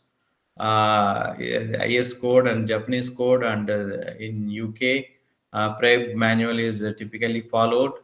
And this is one FSW, USA one manual which can be used for the designing aspects of the stone color and so on. So what basically we'll be looking into the what material to be used. Okay, crushed rocks as a 5 to 75 mm stone will be used, and the spacing of the stone columns will be generally 1.5 to 3.5 meters, and triangular pattern, what's the equivalent diameter, how much to be considered is looked into the thing. So generally diameter of the column is 0.6 to 1 meter diameter, depending on the material, what material we are using. So one can calculate and analyze the particular one in terms of the area replacement ratio. So in a particular area, how much area we are filling with the gravel. So that's what the indication of the area replacement ratio that will be looked into. So typically the depth of improvement will be typically in the range of 5 to 15 meters, and in some cases length up to 20 meters also, depending on the strata will be there. So they will be carrying significantly good resistance. There are some referring to the manuals, what material, how to look into the gradation size are put here for the reference. Just for the information I have put here. But if you understand the range of the size and this manual, one can look into the things that particular thing. So what will happen here when you are having the stone columns and granular piles in between the soil? When you apply the load, the stone columns being high strength columns, it will be taking the huge stress compared to the soil here. So the stress transfer can be quantified in terms of the stress concentration factor. So where N is sigma S is the stress transfer to the soil, and sigma C the stress sigma S is the stress on the stone column, and sigma C the stress on the surrounding soil. That means sigma clay, if the clay type of soil, what the sigma C is looking into. So the stress concentration factors can be evaluated, which can be looked into for the evaluation. So generally 2.5 to 5 times at the ground surface. That means very huge stresses are being transferred by the stone columns can be looked into. So we can also analyze in terms of the how to calculate the sigma S, sigma C. Some equations are represented here. So when you install the stone columns, the ground will get densified, and the N value is nothing but SPT, standard penetration test value, can be used to understand what is the improvement. If you see here, this is the N value treated by N value untreated values are represented depths of different replacement ratio. That means area, how much area it is being reinforced. That means 10% area, 15%, 20% area is reinforced. And you can see the significant increase in the N value, that means improvement things. So this is how we can look into in terms of the things. So looking into the liquefaction mitigation mechanisms, of course, we talked till now about the general benefit, and the almost all those benefits will be working for this liquefaction also. Of course, reinforcement, drainage, and densification aspects, and dilation. The soil being densified, it will be having the dilation aspect. The storage, the granular columns will be acting like a storing materials. This is how the reinforcement affects when you are having the stone columns here, and when you're applying the cyclic shear strains or shaking the thing, significant part of the load will be taken up by the stone columns, but the some part only will be transferred to the soil. This is how the reinforcement effect will be coming into picture and reducing the stress and so on. So drainage aspects can be looked into here. When the granular piles are there, the pore water generated will be traveling with the shortest part into the gravel drain, and from that gravel drains it will be coming up onto the ground. That's how we'll be quickly dissipating the stone columns. So this is one particular experimental study where you can just see this unimproved ground, pore water pressures are increased very significantly, and whereas the other graph, when you are having the stone columns for the same earthquake condition, pore water pressures are not increased. That is one way of looking at the ground level. Coming to the densification effect and permeability effects can be looked into this particular model. So where different ground models are considered, different developments of the things would be considered here. So when you are having the ground, when you are including the stone columns, you can just see ground will be modified like this one. Very close to the stone columns, your soil will get densified most, here the more stiff soil, whereas at the edge, you will be having the lesser stiffness soil. So this can be modeled in terms of the variation, in terms of the linear and exponential variation of the properties. This can be looked into for understanding the how much is the increase in the stiffness, how the permeability values are getting affected into the system, and quantifying the what is the pore water pressures and so on. So dilation effect is nothing but when you are having the densified soil, so we'll be generating the negative pore water pressures.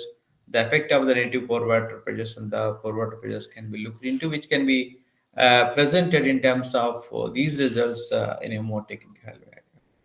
So this is how, in a simple way of explaining, in terms of densification, in terms of the reinforcement, in terms of the drainage, in terms of the drainage aspect, dilation aspect, the stone columns would be significantly working against the liquefaction, and soil would not liquefy the thing. So these stone columns have been significantly used for various projects. For example, here we can just see here power plant site, how they have used, what is the dia of the stone columns, what's the depth, what's the things, etc. So one can go through this particular data to understand the thing. There's one more site in Bongaigaon where the stone columns, what level they are used and how they are improved. There's for a there is various cases where the stone columns have been significantly used and used.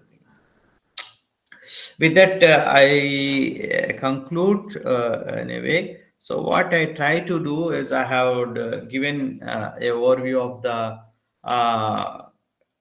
disasters in terms of geo disaster, geo hazards in terms of landslide and earthquake hazard. In the earthquake hazard, I focused mostly on the liquefaction related issue, which the most hazardous event, various ground improvement mechanisms, densification, solidification, etc. And there is granular piles and stone columns can be significantly used for various things and so on. And we can work what type of method should be adopted and so on. So employing all the things and various aspects, either unsaturated behavior, dynamic behavior, etc., should be efficiently considered in the design of the structure to keep the sustainable development of the infrastructure. Okay. So with that, thank you all for your patient hearing. I try to give a quickly the overview of the geotechnical aspects, and you can refer to the particular publications if you want more details and so on. With this, I conclude my talk. So open for a couple of discussions. Thank you so much, sir, for your enlightened lecture. And really, it is very interesting and highly knowledgeable session we have experienced, because each slide we can talk hours together. That much of information is there. I really feel that these are not slides prepared for this session, sir. It may be based on your vast experience and all. We are really thankful to you, Dr. A. Murali Krishna Garu, sir, for giving this wonderful lecture. And we have covered SDGs, geohazards, geotechnical hazards, ground engineering options, and granular column files, design considerations, codes, whatnot. Everything you have covered, sir. And it is very relevant to the recent happening also in India. That is the deadliest landslide, Wayanad landslide on July 30 of 2024. And in which can somebody mute themselves because of Arunachal? Yeah. And where around 231 people were died, and where the scale of destruction is unimaginable. And we have covered those things also very excellently, sir. And really very much interesting, and a lot of tedious work, and enormous amount of calculations, preparation of graphs, maps, everything is there. And really, I was astonished to see this kind of PPTs, sir, within this 1 hour. And uh, any questions from the audience? Please ask. If you permit Try. us, it's already almost Yeah. 9:30, but still, if you permit us one question, sir. Yeah, go ahead, sir. Go ahead. No. It's a wonderful session, sir. I enjoyed it really. You explained how to calculate liquefaction zone and everything very nicely, sir. Elaborate way. Though you say overview, each and everything is explained very clearly. I'm happy for that. Sir, after that, the remedy measures, what you have, stone columns or geotextiles, whatever it is, do we need to provide for the whole section, that is one entire area before building the structure, entire area and till the bottom of the foundation, or only in the zone of liquefaction, if we provide, that is sufficient from top? No, depending on the analysis, we have to take a call. Gotcha. Yeah, of course. If up to the liquefaction zone, generally it is sufficient if you do the thing below the foundation up to the liquefaction zone. Yeah, we can directly say that one. We have to evaluate how the bottom soil is. Is it good enough? Bottom soil is stiff enough to take the stone columns and transfer the load safely. That's okay. Otherwise, generally we can go slightly below the liquefaction zone, so that so it will be safer. Okay. Okay, sir. Thank you. You also mentioned about the calculation of stresses under the stone columns and all. Considering these things, maybe. Yes, sir. Thank you, sir. Yeah, sir. Hello. Sir, Sir, one yeah, more go ahead, question, sir. please. Yes, sir. Sir, good evening. This is Vishal from Nallamala Reddy Engineering College, Hyderabad, sir. Okay. Yes. Sir, actually, in nowadays construction, rapid process is going on, sir. Right? Yes. Rapidly, they want to complete the construction process. Whereas the preventions that you have given to take care of liquefaction, all those are primitive and time-consuming methods, sir. Like vibroflotation or vibrocompaction, dynamic compaction, right? Stone column. Is there any quick method where we can go and stabilize or stop the liquefaction, sir? I suggest don't compromise with the construction time. Okay. And you see, you can relatively evaluate different methods, and we can look into the which is lesser time, which is a better one. But it's not that you cannot avoid that one. Okay, Okay. we have to pay some time. We have to, because looking into the life structure, a time period. Okay, and yeah, during the design stage, the point is during the much implement design stage itself, if you properly design, account for the time also into the construction time, Yeah. then it's okay. But if you think something, you thought of doing something else, and during the execution, during the later stage, if you find something, then we'll be in a mode to hurry how to overcome this one, how to quickly come out of this one, like that we'll think. So Okay. so my suggestion is, let us don't look for the really shortcuts, but Okay. yeah, reasonably we had it. Okay. Yeah, Okay. Thank you, sir. Thank you, sir. the ground is implementing, for example, deep dynamic compaction can be used. Okay. Yes, sir. So where if the ground is a cushion-less type of soil and it's very loose type of soil, we can use this one. Okay, sort of they are tweaks. Okay, sir. Okay. So, is there any new technology like addition of any chemicals can stabilize or stop the liquefaction? No, chemicals and all, it's like no solidification. It's like if you are improving the solidifying the thing, it can be there. Of course, there are some laboratory level studies are there for a different, for example, micro improvement or something.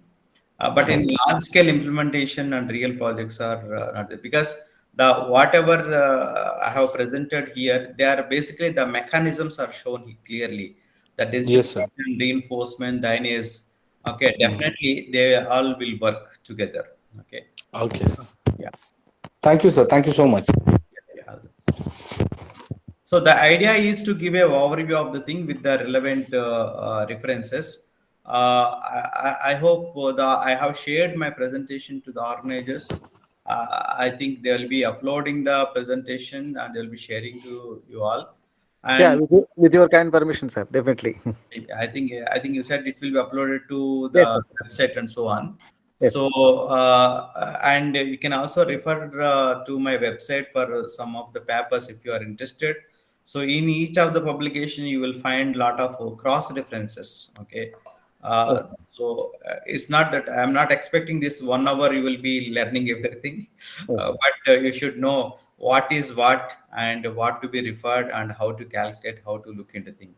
So then the way we are only providing the way to go. That's it. Yeah. One more question, sir. In addition to that, I just extension of Janardhan sir question. Actually, soil is a continuous medium. How far these stone columns and other precautionary measures or preventive measures should be applied to control the liquefaction? Because after some time, due to the various changes in the geological and rain and the agents and all, it may change and it may get reversed or effect may be nullified. How long this stone column and everything will protect the soil, sir? The stone column is not that you are just putting some soil stones there. Okay. And if you understand properly, we are installing the stones in a grid pattern. Okay. So in a hole, you are ramming the stones with vibration. You are taking it to fully densified state. Okay. Okay, it is one column is prepared, and immediately after some distance, you have installed another stone column. The pattern I showed, triangular pattern, square pattern. It's a big network. It is formed. Okay, and they will be covering one to one. They will be covering any movement is there. They will be acting like a members. I think whatever you are say raising that way, it will not disturb. Yes, sir. Yeah, they're significantly they are rigid. They will be occupying the stone particles. Also, it's not the uniform size. There will be different gradations will be there. Okay, so the packing, it will be packed tightly. At the same time, it will provide some drainage level feature. Okay, so that's what stone calls advantage. Right, right. Thank you very much, sir, for Okay, thank you all. session, sir. So So, thanks Babu, so sir? much, sir, Professor Muralikrishna Garu, for delivering such an insightful and engaging session. Your deep knowledge and clear explanations on geotechnical aspects have truly enriched our understanding and inspired us to explore further. We are grateful for the time and effort you have dedicated to this session, and we look forward to applying the valuable insights you have shared with us. Thank you once again, sir. Thank you so much, sir.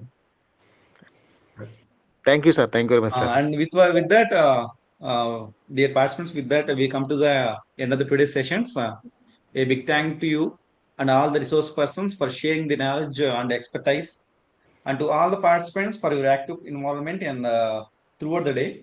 We hope you found today's session insightful and valuable. Please join us again tomorrow as we continue anything a journey. On that note, wishing you all a pleasant evening and a restful night. Thank you. Good night. Yeah, Yeah. so Babu, sir, please give the link of feedback to the participants. Yes, sir. Yes. All the best to the Definitely. organizers. So, Thank you, sir. the Thank you very much, 6 sir. Muralikrishna garu. Meet you again, sir. Thank you. and I look forward to visit your institute physically. Surely, sir. Very soon, sir. Very soon. Yes. Thank you, sir. Thank you, sir. Bye bye. Thanks so much. Bye. Good night, you all. Good Thanks night, for sir. joining. Thank you. Thank you, sir. Good night, sir. I think off now. Bye. Thank you. Bye, sir. So, Babu, sir. Sir, Please that feedback link you can upload in the group, WhatsApp group, then they will fill it. So all the participants are advised to fill the feedback for 2 sessions individually, as well as organizing institute like about the Ramchandra. So 3 feedbacks you have to fill. Very short feedback only. Please cooperate and fill the feedbacks sent by our Sombabu sir. Thank you, and all. Good night. Sure, sir. Thank you. Thank you.